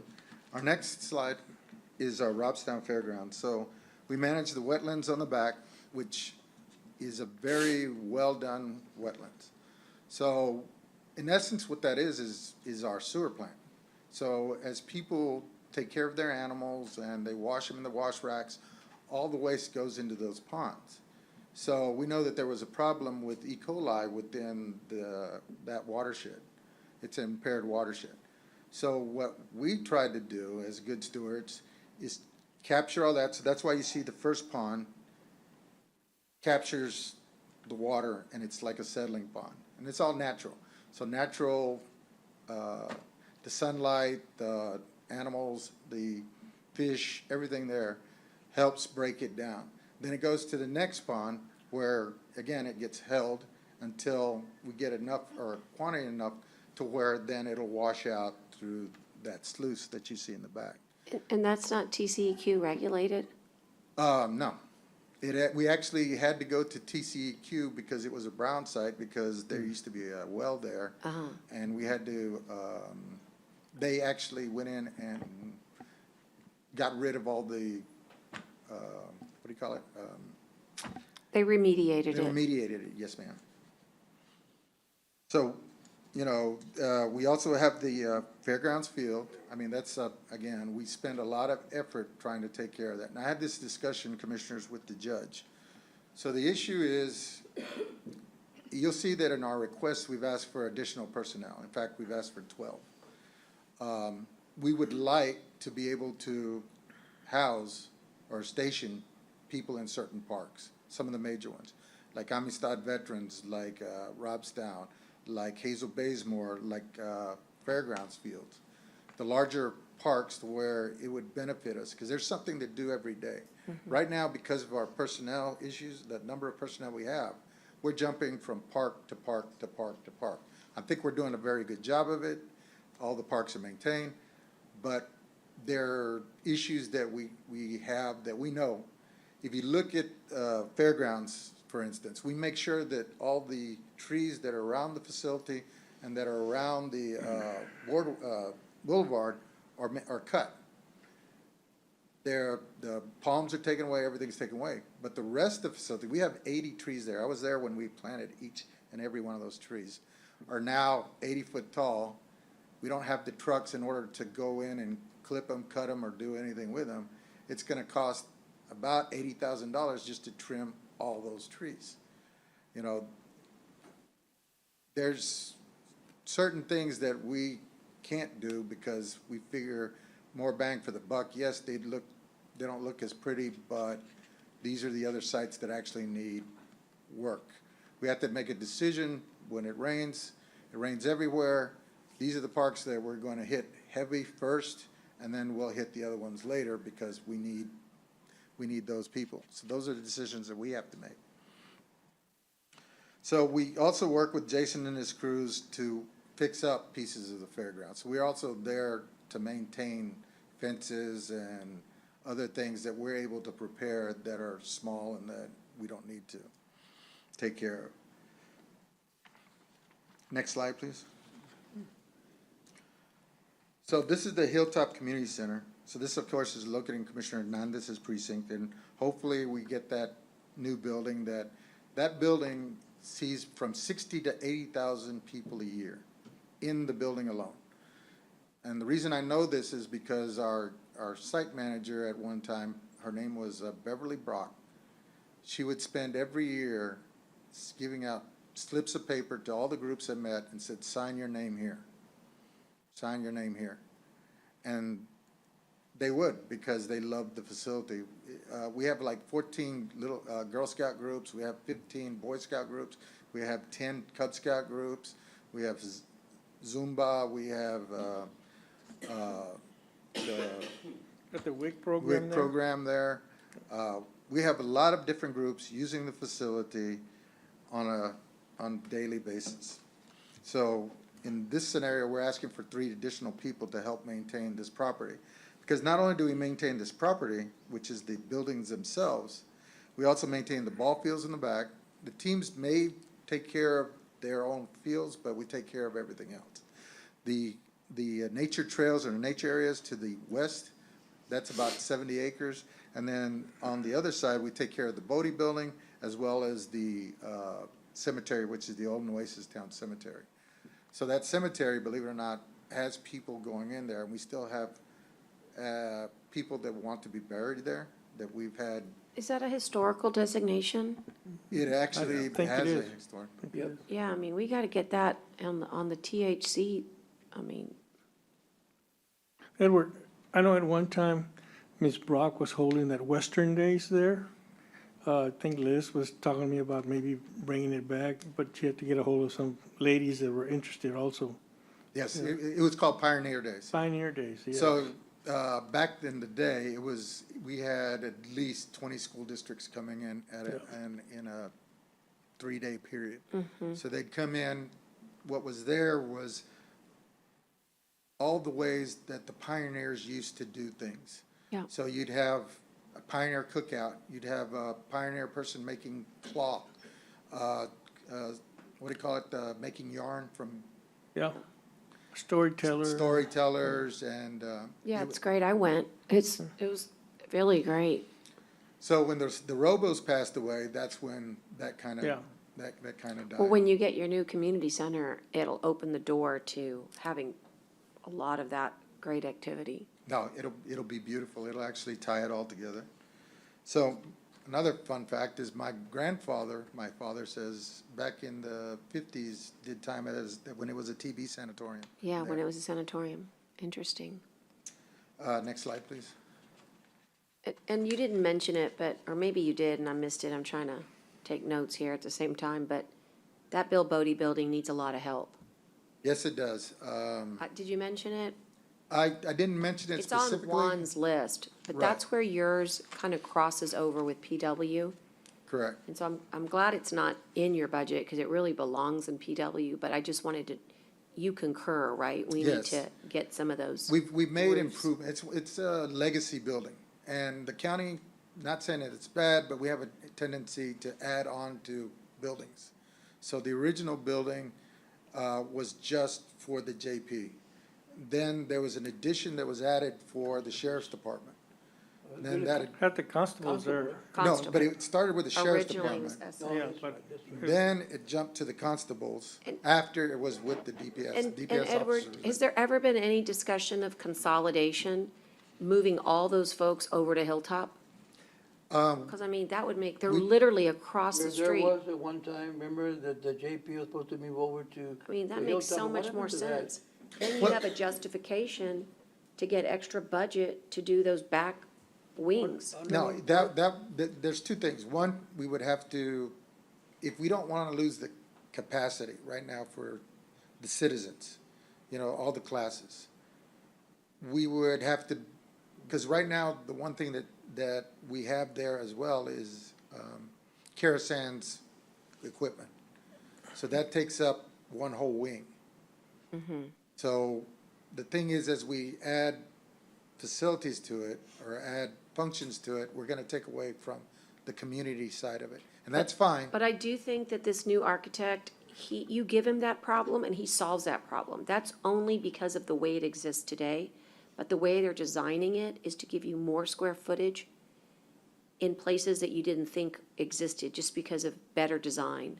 I mean, I agree with you, but right now it's underutilized as compared to how he's designed it. Like, he's designed it now to where all those patio spaces can be classrooms in many ways. Not all year, but in many, many months of the year.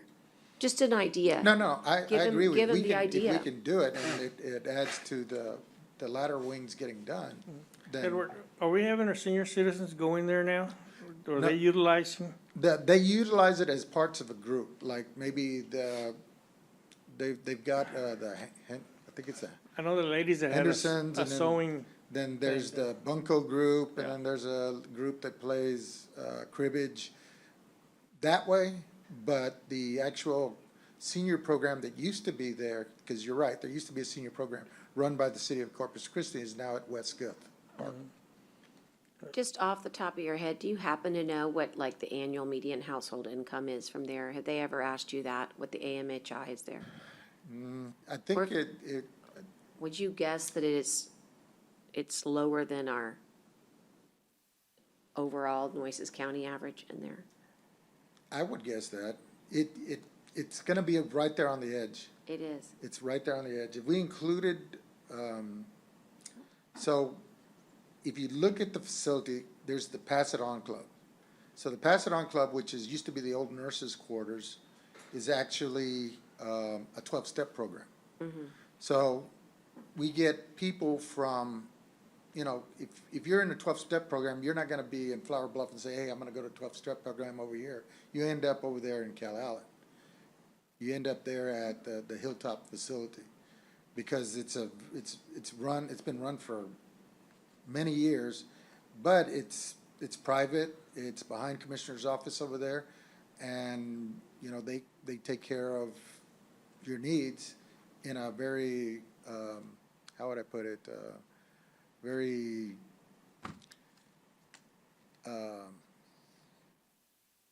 Quiet way? Quiet Way. Quiet Way. I mean, it's used heavily. It's got meetings in the morning, at lunchtime, and then at the evening. It's heavily utilized, yeah. Okay. Next slide, please. So this is our Lone Oak Park. This is actually a joint park between the city and the county, and we're working with. Lone Oak or Lost Creek? Lone Oak. Can you go back one, Connie? There you go. Okay, Lost Creek, Lone Oak Park is right there. Yeah, I might have to argue with you that that's a park based on this lovely Google Earth map, but Well, is it a park? it actually is a park, and actually what's there is backstops. What we're trying to do with Commissioner's help is we've gone out for a Texas Parks and Wildlife grant to come in and build a walk trail all around it. So it's heavily used by children, but for seasonal play, for backstops, for Got it. for that kind of things. What we also would like to do here as part of that grant is we're gonna put in a pond. So the pond will be two-phase. One, it'll be a nice feature that you can walk around. Two, it'll help the community because you can see where that green line is. That's where all the water drains from 624 down through that park into the subdivisions. So it'll serve that as well. And as part of the amenities that we're gonna add there, as part of the walking trail, we're gonna add a little, it's maybe a push-up station, maybe a chin-up. And then we're gonna also develop some of those fields a little bit better so that they can play ball. Do you have funding for your workout stations? Not yet? Not yet. So whose is this? This is Commissioner Hernandez. Hernandez? Well, I don't know. I'll have to think about it. Yeah, think about it real hard. I have an idea, but we're not interested in ideas, right? No, we're not.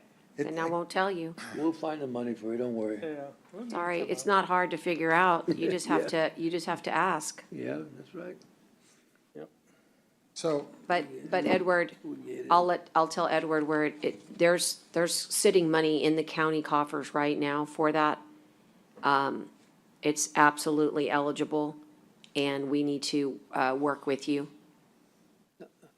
How much do we pay for the Because it's really not funny that you won't ask, because it's very needed. Excuse me, Judge. And we need to do But you that. never tell us anything. When have you ever volunteered? I'm Just telling you right now, I just thought of it right Wait this till the second. last minute when it looks good for Hey, you. Edward, you know how much it costs Whatever. the ones that ADA compliance at Bishop? Oh, you remember the total cost on that? Those well, pack- that was package? pre-COVID dollars, but I think you spent about 200,000 on the walkway as well as the workout stations. Because I know we did the same thing to senior center, they're all ADA compliant. Yes, sir. Yeah, Everything now, of course, is going to be ADA compliant. yeah. We'll get it. Thank you, appreciate it. So, next slide, please. So this is one of those, as y'all are well aware, as part of the county, you end up with parks that are not really parks because the same thing happens in the city, but the city decides they get a fee.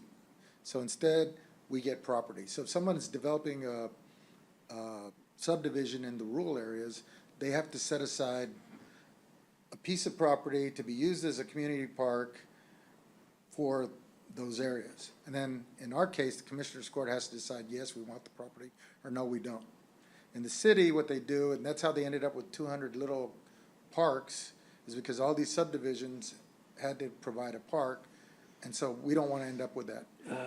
But this is one of those areas. This is actually Lost Creek Park. Basically, we just come in, we mow it. It has access to the creek that's there, which is Petronila Creek. So it's just the property that we mow. Now, we do use it if we ever want to do cleanups in this community. Wait. This is right on Petronila Creek? Right on Petronila Creek. So if you look to the left, we had to remove a boat. We had the county attorney help us. There was somebody abandoned a boat there, and we had it removed. So it's right on the creek. And what do you want to do here? We have plans for it, but it's such out of the way place. What we use it for is when we do cleanups or stuff in that area, we'll use it as a staging area. So And how many acres is it? it's probably, I have it in the plan, but I would guesstimate it's about 2 acres. Oh, so it's That's very big. small. Yeah. It looks bigger.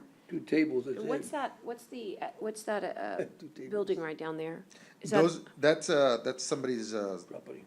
home, okay, so you're not fenced, No, you're it's just, just- it's just an it's- open, just an open area. That park is very secluded, right, Edward? but do you think it's worth the maintenance? I mean, is it utilized at all? I mean, us utilizing a staging area is not necessarily a public purpose. What do you think here? Is this if it's by the creek, it could be very important. It could be important, yes. If we develop downstream as we're planning Yeah. on the ponds and stuff, it could be very important. To note, there's another piece of property that's not a park, that's on the opposite end of that area. If I had, I don't have the map, but I'll send you an email or a text that Nueces County owns, that's just a big open area as well. And that's a slightly bigger parcel. You know, one thing I have a concern of is there's no signage here anywhere. Right? We should probably sign up everything. Like, I was thinking about your wetlands on the Robstown. I saw Matt's face when he said sewage goes in there. Like, Well, just so not- you know, I know, not- but it's runoff and it's bacteria filled. I think that we really should investigate getting you some dollars for some signage. Like, don't go in here. You know, no swimming, no wading, no think fishing, nothing. I mean, that's a huge liability. I'm trying to think of this. Well, we can make those signs, I mean. No, I think we have a no swimming sign there. We also have one next to the library. Right. Even though that was, what we did there was that was the material that was used to build the stadium. Yeah. So there is signage there and that was. But part of like, it. we don't get a chance to treat those ponds, right? They're No, not treated it's- chemically. No. It's all Slow. nature. Yeah, but you can't, there's no exchange of water, so the bacteria is not gonna go anywhere. But when it rains, it does, and whenever, you know, I mean, But we're in a drought. I know, but, I mean, everybody's in the same. I know, but not everybody filters in from those animals. I mean, that's a totally different thing. Well, We need to work on we're, that. we're awaiting results, let me just say that, from the testing. ISD. The ISD was helping us out there, training some of their students. So they went out there and they took water water Samples. samples and stuff. So they're going to feed back that information to us, so to see how effective or how well we're doing. Put public health on it. Oh, that's, Put Will do. public health on it. They'd love to do that. That's what they do. we'll do. Okay, what else do you have, Edward, besides all these So- great parks? Next park is Parker Pool. So that park, of course, we inherited, From the city? from the city. They were gonna close it. The community had already decided that they were gonna manage it. We needed to make, Commissioner Chesney just wanted to make some improvements to it, so we took it on. And so what we're trying to do here is establish a fund. We talked to Dale about it. We've got a revenue fund where we have money coming in. We actually did this deal with the city. We're working on this year's payment. Hopefully, we'll work through it. But it's open. The Navy uses it. The PD uses it. They use it for their training, for their dive training. We use it for training people to go dive and do some education about rip currents and riptides. We have our lifeguards out there. You know, Flo, she's on the board there. It's run really well, but what we would like to do is establish a fund, make it kind of like a county department where a minimal $25,000 a year can Just be for used just operation. to start the operations all over. Is that board a 501c3 like They- Friends of the Library? They are called Corpus Christi Friends of Aquatics. So just so you know, I mean, we ought to get them in our outside agency funds, put them on the have their 501c3 paperwork and W-9 come in so that, I mean, I didn't know that we could give to them. You know, as like we do library and other friends of. I will make sure Flo gets that Yeah. information. Next slide, please. This park is over there, and Commissioner Mattis's park is San Juan Park. It's a small community park. Again, it's maybe about 4 acres on this side. Do have a walking trail, and we do have some seating areas, and so the community is the one that uses it. It's over there located in Clarkwood. In the master plan, we do have some additional playground equipment and upgrades to the walking trail, probably putting in a basketball court, but I forgot that we didn't have that in there. Next slide, please. So this is Sandy Hollow Park.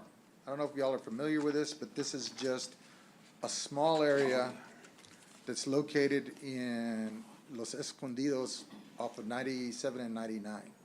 So this is the only public access into the Nueces River upside of the bridge that's a public area.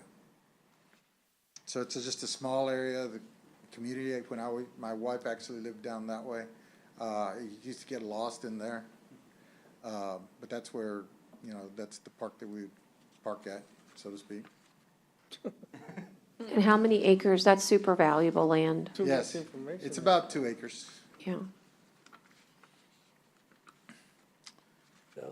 Next slide. So, again, these are a majority of the items that I have listed there. You see all the different parks and stuff. So our asks are pretty much going to be what we have listed there, as well as for our budget, we're asking for a two-step increase for everybody. As y'all are aware, that Parks not only does community services, but we do garbage collection. We set up garbage collection points. We set up tire collection points. We take care of all that material. We are kind of like the Swiss Army knife of the county. We do heating shelters. We do cooling shelters. We're getting ready to go into hurricane season, so we're getting our systems ready. One thing that we have to plan for this next year is that we may not have the support from the health department, so we're going to have to bring in additional personnel for banding and for transportation out. We won't have their help for what? For banding. We used to bring them in, they used to help band.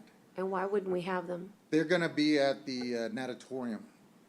So Public health is? Public health is gonna be at the natatorium, help with their Their Their evacuation? evacuation. Yeah, I mean, it's still a city, county public health. We need to make sure that they dedicate somebody for us.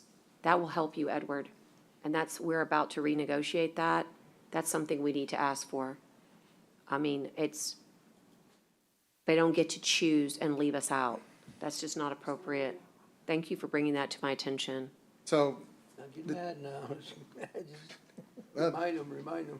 the thing is that we're going, Remind them. a lot of things that we need to look at, commissioners, are, and again, this is I'm putting on my hat for operations chief, is making sure that our existing contracts are still there. I was talking to Louis Ray. Make sure that we've got the 2.5 megawatt generators that are out there. Make sure that the last time when Harvey was here, we had fuel drops. So we had 2 5,000 gallon containers with the supporting equipment there for diesel and gasoline dropped. We need to make sure that all these things are ready for our season that's coming up. And so you're working on that with Yes, ma'am. them? Okay, and do you see any deficiencies so far? Like, do you have any needs dollar-wise in order to? The issue was, is that we used HEB generators. So I need to make sure that we still have that commitment from HEB during Hurricane Harvey. So what happened then was they dropped off the generators, so they had 3 18-wheelers there, but I had to get the city utilities from the city of Robstown to connect them because their techs were doing their HEBs. Yeah, why don't we just do a pre-position to have, you think you need 2.5 megawatts? That's what it requires to run the Wow. facility. That's Well- what we had last time as well. That's a lot. Yeah, I think we're better, I mean, you should ask, but unless they're gonna guarantee, we should have a pre-position contract for, maybe for that, just so you won't be left high and dry. Yeah. So those are the things that we're looking at. So again, we're looking for additional 12 personnel to help maintain our park system. Some of that is, one is a planner, one is, of course, an assistant foreman, and then 6 2s and 6 3s type employees. All our employees have been trained, so at the height of the COVID, we had 5 teams out. We were in support of the health department, we were on our own support. We also supported 2 teams from the National Guard, and we did both vaccines, we did also swabs towards the end there. We've got, in my opinion, a record of 1,135 people swabbed in a less than a day, versus when we were with the Guard, we had 2 teams of 37 people each with 1,200 swabs being done at that time. So, you know, my teams are very well organized, very well trained. We trained them in shelter management. We've had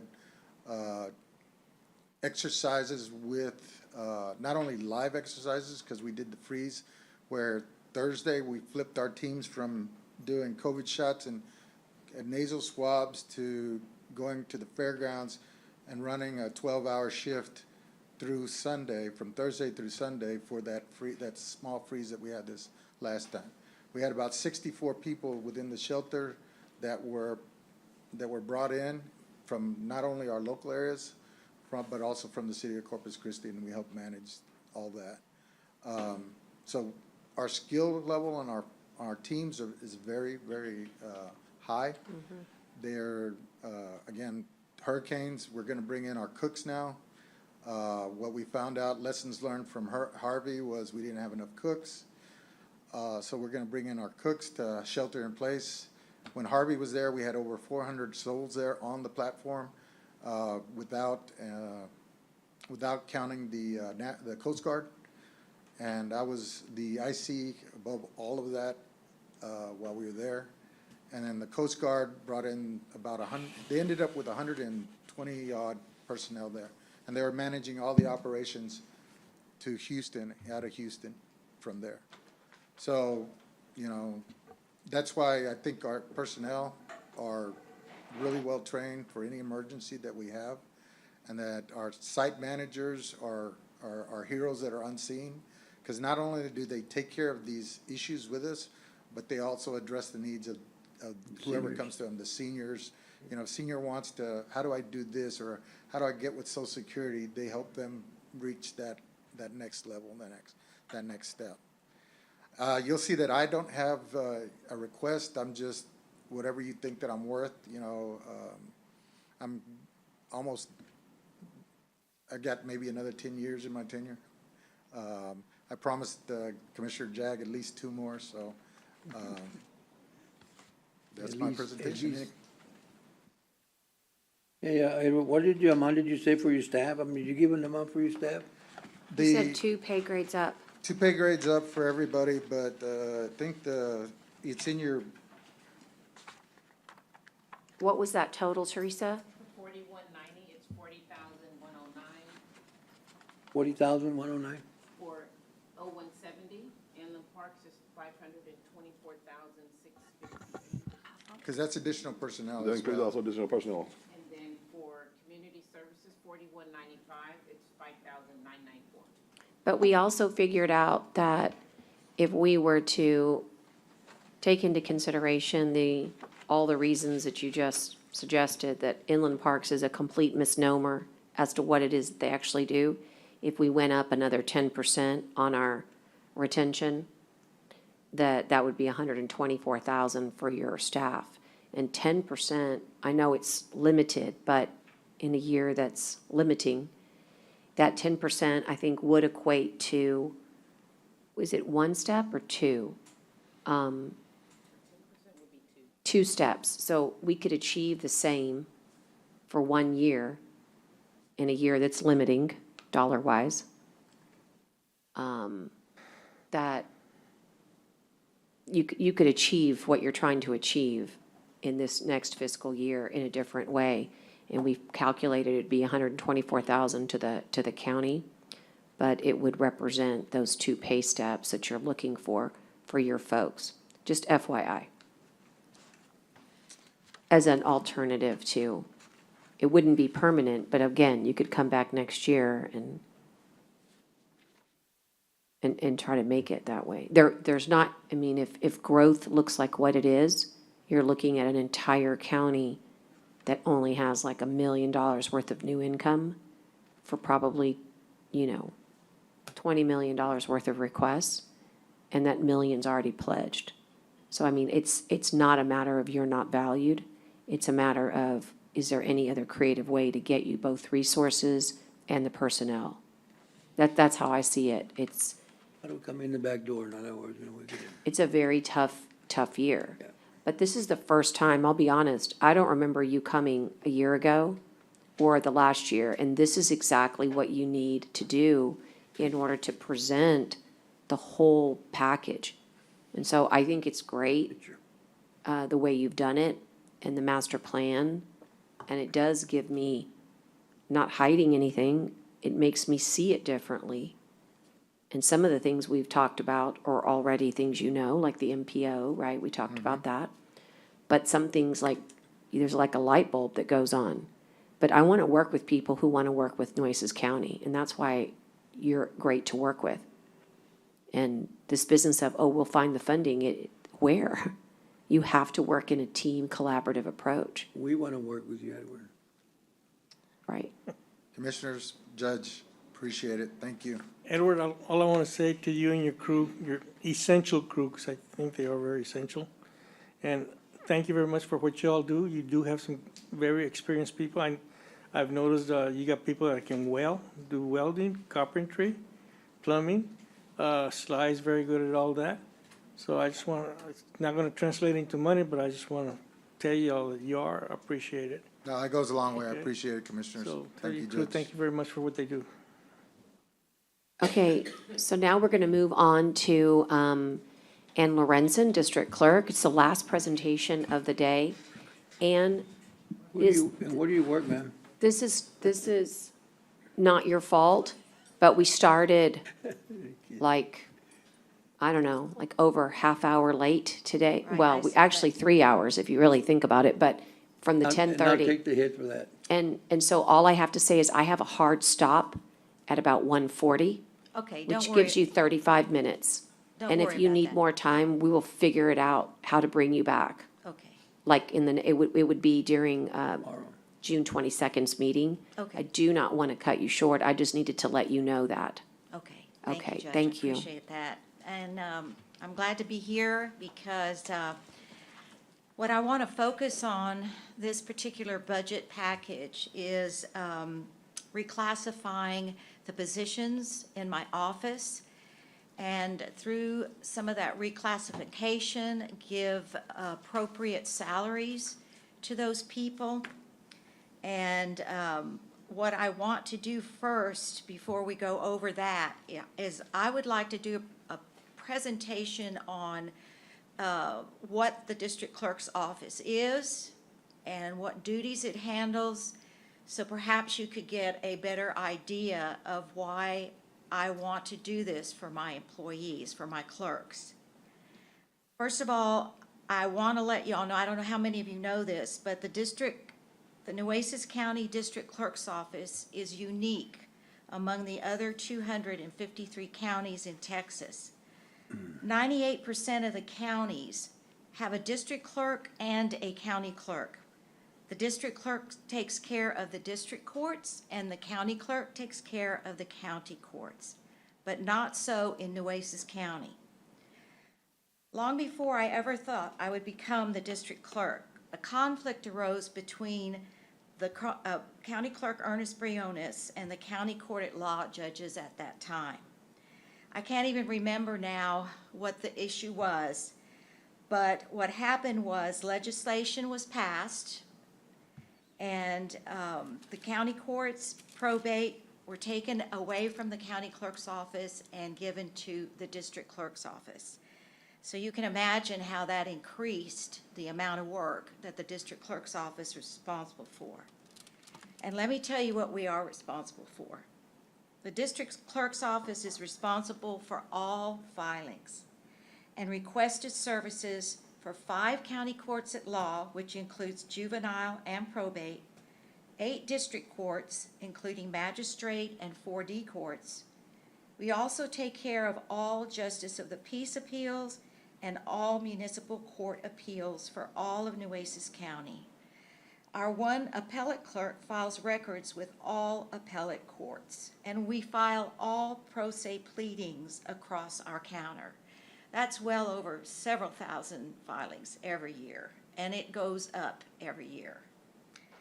The district clerk's office is the nucleus for the judicial system. We are needed to assist the courts, the district attorney's office, sheriff's department, commissioner's court, the probation department, federal, state, and local law enforcement agencies with fulfilling their responsibility to the citizens of Nueces County.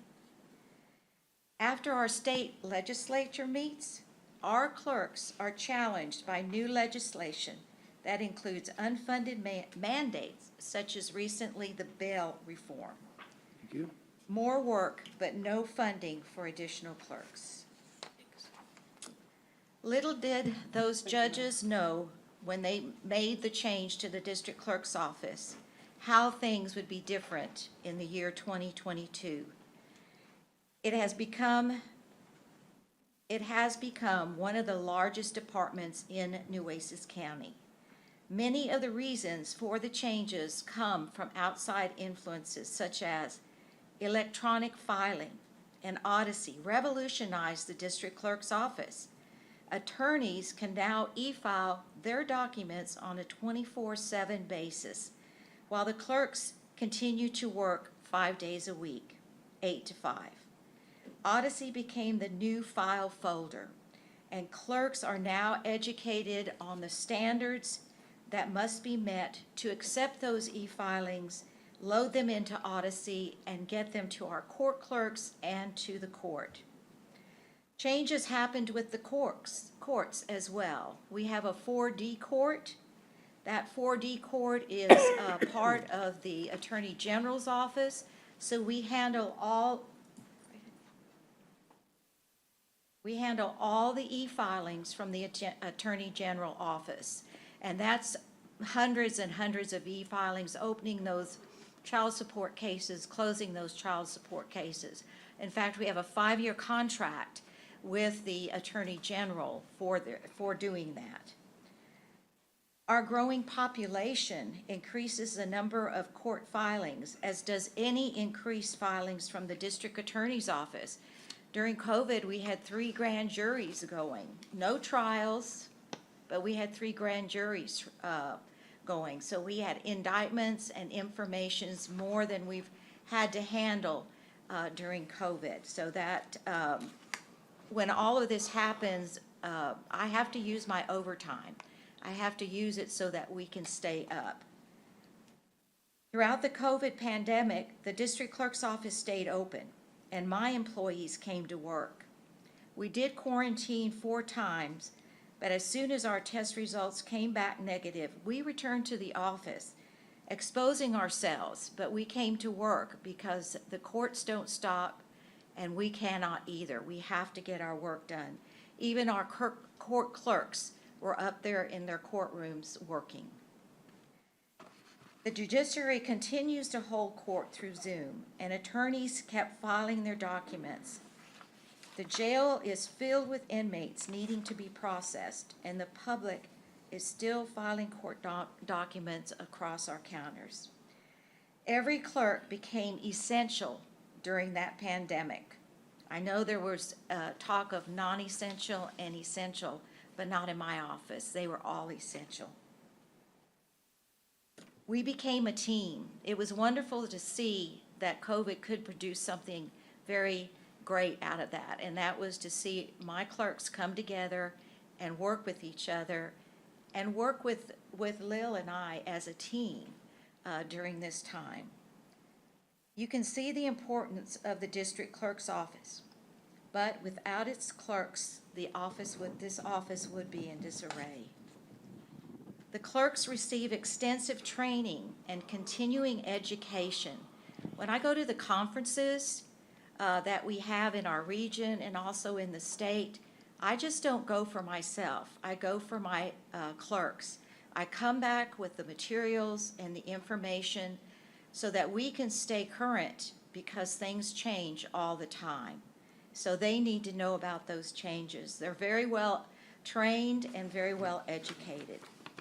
And because of this, I need people who will stay with me more than 6 months. When I look at the applications that come across my desk, I see people that work maybe 6 months before they go on to another job. And I've got to be able to attract people that are going to stay. I have to have something to give to them so that they will stay with my office and become a benefit to my office. I have one clerk who has spent 30 years in the district clerk's office. I value her knowledge and her experience. I have to count on that. I can't do what they do, but they can do what they do. And so I really, really appreciate that. Sometimes we dip into our overtime to stay as caught up as possible. We have things that happen in our office like it does in every office. We lose personnel retire, they get sick, and when that happens, and because we can't fall behind, I do go into my overtime. If I have to put more money in that overtime, it doesn't bother me. We've got to stay on top of things. By reclassifying, adjusting the pay, and revising the job descriptions, I believe that I can keep the clerks I have and attract applicants with the qualification the district clerk's office needs to remain efficient and to meet the needs of the judiciary, the county, and the public. I've had applications from people who have never even had a job. That won't work in my office. So I'd also like to go over my jury administrator, Bert Elizondo, who has done an outstanding job through COVID and through the years that she has been in that position. I am asking Commissioners Court to increase Bert's salary because, number one, she is a department head and she is not being paid as a department head. She has her own budget. She has people that she supervisors, including the employee we have from the Sheriff's Department. And her job duties have changed. COVID changed the face of the jury 100%. Bert and I'd like to tell you that background because I don't think a lot of people really know what has happened to jury duty since we had COVID. And I don't believe it'll ever go back to being the way it was before. And honestly, it's working great the way that it is set up. And I think we can continue with jury duty no matter what happens. I think what we have now is comfortable for people, it's safe for people, and that's really what they want. Bert and Judge Watts worked hand in hand to implement a plan for resuming the in-person trials. The counties just couldn't decide one day I'm going to do in-person. They had to submit a plan to the Supreme Court of Texas and the governor, and that had to be okayed before they could do that. So after we were able to get that okayed, we began to work on the things what we thought we had to do to try to implement the plan. And social distancing was really the elephant in the room all the time. How are we going to socially distance? How are we going to choose all of these panels that are needed by the court? How are we going to do this? Well, we got Tim to come down with his little handy social distance marker. And we found out that the central jury room that used to hold hundreds of people could now only hold 83 people. And so that was what we had to work around, how we were going to do that. And something that had been being used but not all the time was the application of our online jury impaneling. That came to our rescue. Because what we were able to do, and we had been able to do with online jury impaneling, was create one jury panel for one judge online. They would answer the questions online, they would be qualified online, so they didn't have to come to the central jury room. They could go right straight to the courtroom. And so we took that application and we set it up the same way. Our jury summonses would go out, but they would go out to people. They would go out, but we would select the jurors from whoever came back online and filled it out. We would choose them and send them a text to tell them when to show up and what court. Now, the rest of the people that we summoned, we were able to use the text message to send them a text and tell them not to show up. That was another feature of the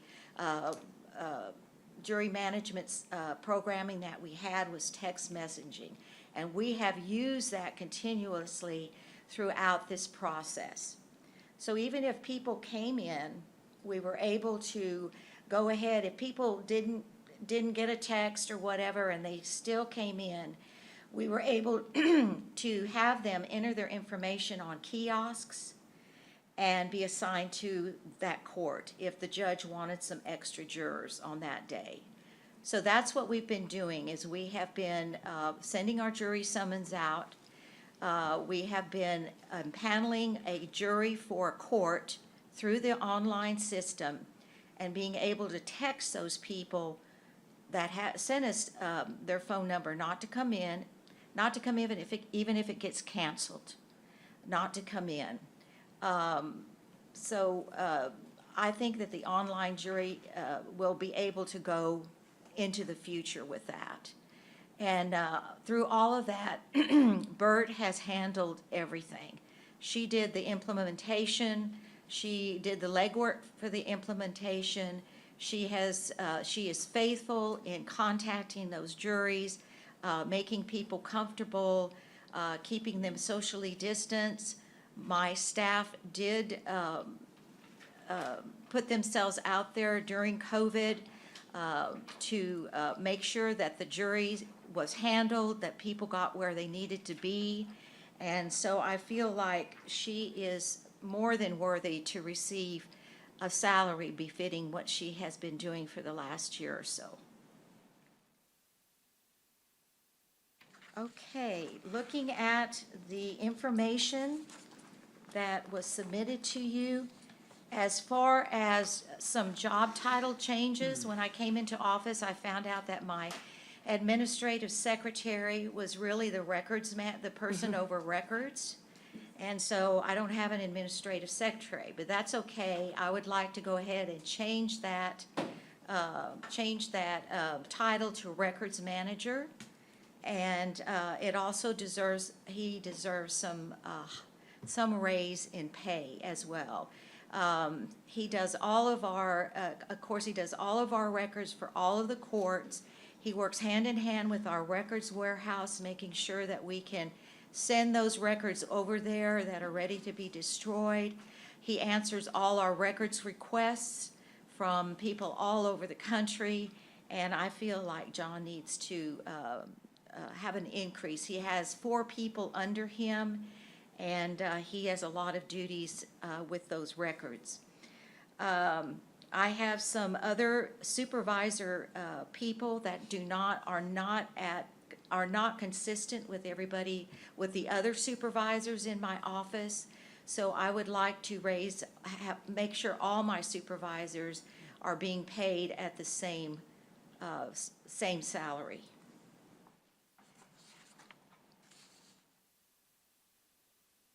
Also, one of the things that has happened that has affected our office is the juvenile court. The juvenile court had Tim McCoy as one judge, and Judge Huerta was like a part-time judge, but now she has become has been given full-time duties as a judge. So that increases what she will be putting out. So I'm going to be needing another court clerk to handle now all the paperwork out of juvenile. Also, I know the district courts have been talking about auxiliary courts, establishing auxiliary courts. And when they do that, I have to assign a clerk to those courts. So I'm going to be needing some more clerks as well, additional personnel as well for that. So I have a request in for that. And then I have some other personnel that need to be reclassified. I have a senior clerk 1 and a senior clerk 2 that are working in bookkeeping, and they should be reclassified to accounting assistants. Also, I am looking at all of my court clerks, because these court clerks, the roving court clerks that we have, although they work in every court, misdemeanor court and county court, misdemeanor court and district courts, they are not paid the same as a regular court clerk that is assigned to one particular court. So I have 4 of those, and I would like to see their pay pulled up to the beginning pay raise for a county court clerk. And for the rest of my clerks, with the increase in some of the additional funding mandates from the state legislature, they have had to take on more duties than just court clerk duties. And so I feel that they need to be paid a little bit more than what they are now. I can't lose these experienced court clerks. So I would really like you to consider. Are these, let me ask Teresa or Dale, are these clerks, if we change one, we change them all? That's correct? Well, these are at a different level. These are not your senior clerks or your senior clerks too. These are So actually it's a- assigned court clerks, so these are, they'd be These the are only ones, defined. these would be the only ones there, Okay, yes. thank you. Okay, Ann, forgive me. Trying to Okay, get, that's all.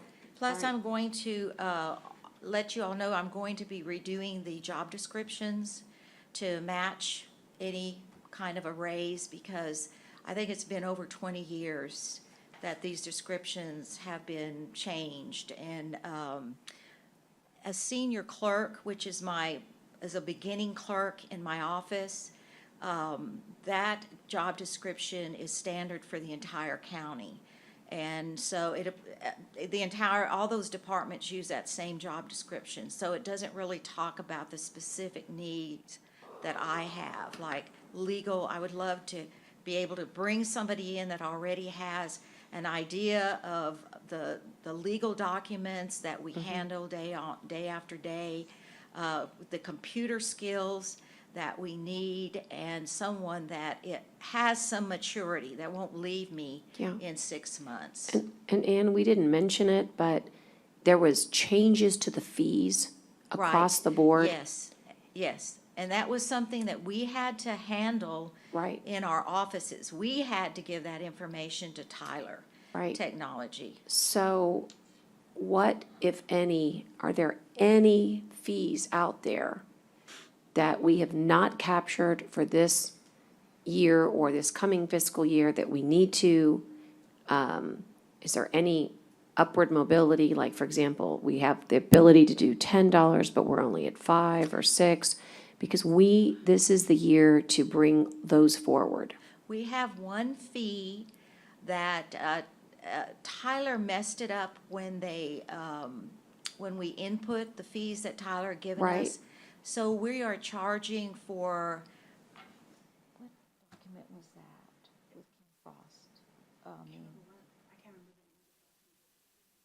The fee is incorrect, so we've been having to bill the difference to the attorneys, and that is still outstanding from Tyler.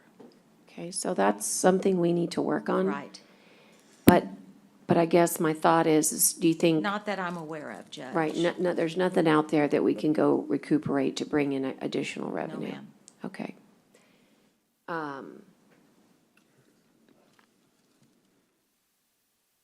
That's really it, but Yes, yeah, okay. I just, I have come to find out that I have an awesome district clerk's office, and they do so much Yes, we do. for the county and for the citizens. Well, and no one, I mean, you did a No one great. knows. Nobody knows, and you did a great job of explaining it, but no, I've never heard anybody really do such a good job Judge. in that timeframe.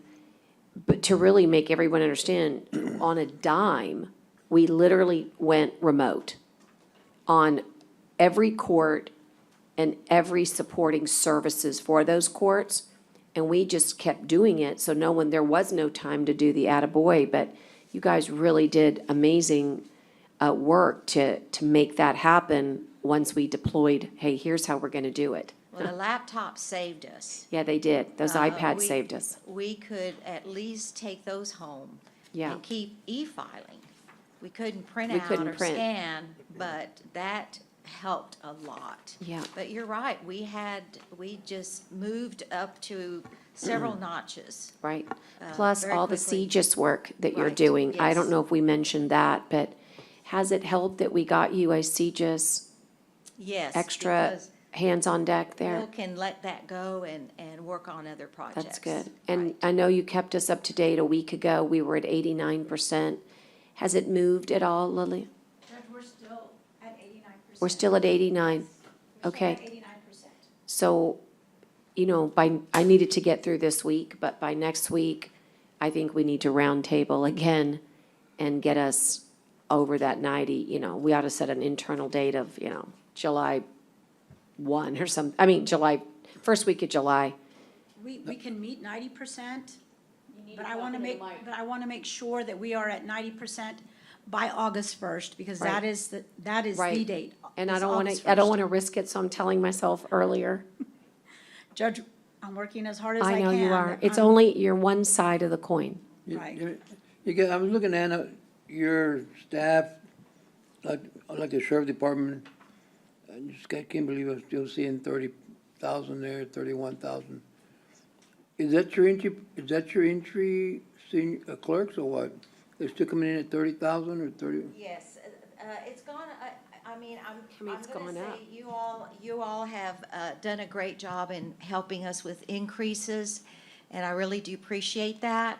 But we are still below $15 an hour for our entry people, and I've lost, I've lost two back-to-back e-filers because of It's like that. we told the sheriff too, I mean, it's like, we need to look, that's what we need to look at more, the entry level, so they can actually start going up faster, but I think if you're doing the job descriptions, I think that's where you need to really. Oh, yes. Work on to try, move the other ones up, but your entry level people need to come in at, 32 and 33, so they can stay, or maybe more, I don't know, but you talk about $18 an hour, so. That's my clerks that have been here for a long time. Well, yeah, so I'm saying it should be your entry level at 17 or 18, Right. so, something to just think about. Okay, Thank you all very much. Ms. Ann, and I agree with that. Being a former employee of Nueces County, I know how underpaid our employees are, Yes, and I agree they should go up. I just wish thank you. that we had had this clamoring a decade ago, because that's what it takes in order to move the needle. Because if you think it's bad today, it was ridiculous in 2019 when we came in together. And we made those, Nobody's blaming nobody. oh, I am, I'm well, blaming, you because You shouldn't blame. I mean, absolutely, we've gone up, absolutely. We've gone up as much as we can. Nope, We've that's worked not how it together. works. I think we need to do better, but I'm saying, you're always trying to throw a rock at somebody else. And it shouldn't be that way. We they're call that here to do the accountability. report. We ask the questions, and that's it. We try to help as much as we can. So thank you. I'm sorry. Thank you very much. I'm glad for your perspective, Well, but I have a no, different I mean, perspective, but and I yours want, is- because yours is your never a good folks one are either, here, but because your folks are here, Yours is never a good one. I'm sorry to say that, but. that's fine. Let me give you another perspective, because it's important. I love that you're here. And I also want you to pick up one of these on the way out, because this will really give you a sense of it. But when you go out there and you understand what we're faced with, know this, that a decade happened here where you went from 42 cents down to 30 cents. 42 cents per $100 valuation. So this isn't about saying you're bad or you're good. This is about understanding that there is a reason why this county has so little to work with. And then once we got into that 30 cents, then the legislature said, hey, we think we need to we need to place caps on cities and counties. So now, even if you were in a traumatic situation, you are limited by 3.5%. So you better believe that I'm going to stand up and say that we did wrong a decade ago when you were at 40, if you had had 42 cents, if you had kept it stable, 42 cents with the growth that we've seen in the same period of time, it would be monumental dollars for our county. So it's not about, keeping a score and being angry. It's about understanding that you better believe there's a reason that none of your folks are able to have the dollars that they need. And when we came in 2019, these same dollars were at $11 and $12. Yes. And we moved them all the way up to 15. And let me express something that's also super important, is that when you move senior clerks up, here's the dilemma. Then that one goes from 15 to 17. So let's say that pay grade is, It works. you have to move everybody else up. Otherwise, there's no separation between the supervisor and the person they're supervising. So it doesn't just take the dollars here, it takes these dollars that are incremental in order to move them up. So this is something that, again, you absolutely have to call it out. It is historical neglect of understanding what a living wage is. And now, all of a sudden, we want to catch up from 12 years. It's so difficult with revenue caps. And there's some people philosophically that really, and we have to understand it in inflationary years, where they say, hey, we don't think that we should be able to go any higher than the effective rate. And why is that? Well, that is because if your appraisals go up by 20%, right? And we keep the same tax rate, you're getting a big tax increase. Even though we're not raising your rates, the appraisals force that. So what do you have to do? You have to take down, in order to make this not work, if you want to come this down, you take that 30 cents and now you bring it down to 25 cents in order to tackle your property tax situation. So, yeah, I'm not going to keep quiet about this. There was terrible decision-making made at a time where we were under historical growth. We could have been incremental, 1 cent, 1%, 2%, 3%, and that's not what happened here. And now we're all paying for it. And there are ways to tackle it, but it doesn't happen in 1 year. But what I'm proud of is that through these budget workshops, we show the people and this court the great need. And we've got to figure out how to create phased-in approaches over time. But I think that what you guys do is so underrated. Yes, it is. It is so Everybody's underrated. in the county. What you do is really underrated. Yeah. So we appreciate the workshop. But yeah, there is somebody to blame, and Yeah, Judge. they're not here anymore. Judge, I think there is. You know, as long as we don't utilize our monies wisely, as long as we keep hiring outside consultants, as long as we keep hiring separate contractors and don't let our employees work like Public Works, they can do the jobs, but we end up hiring consultants to do the work, that takes a lot of the money, okay? So that's where the fault is, I believe. Bad spending, bad management. What's interesting, it sounds like, well, I'll let you take Sorry. your guess on who you think understands the math better. Let's go ahead and go. We've got Thank you, ladies. 130. Thank you. Thank you. Go ahead, Teresa. The auditor passed out a document, you might want to read. Is that, what was that for, Teresa? Is that This is a comprehensive document. the one we had already come before us already? I was asked to provide y'all a list of all the requests from every department of the general fund, showing you what's been requested. These are their requests, there are not any adjustments to it. And if you go back to the third page, you'll see that the total request for the general fund is 4.8 million. If you go to the next page, it's showing you all the requests for a personnel cost. There's 28 new positions requested at 1.3 million. There's 150 reclassification requests at 979,000. Now, these are just a request. The last page right now is showing you what I know of budget challenges. These are our continuance pay, our collective bargaining agreement. Our retirement is going down because our rate's going down, but this is something we needed to work with when we go through the process, because I've already had a meeting with our retirement company, and they saying that this year is going down, and it's going down a good amount. However, next year expected to go up a significant amount.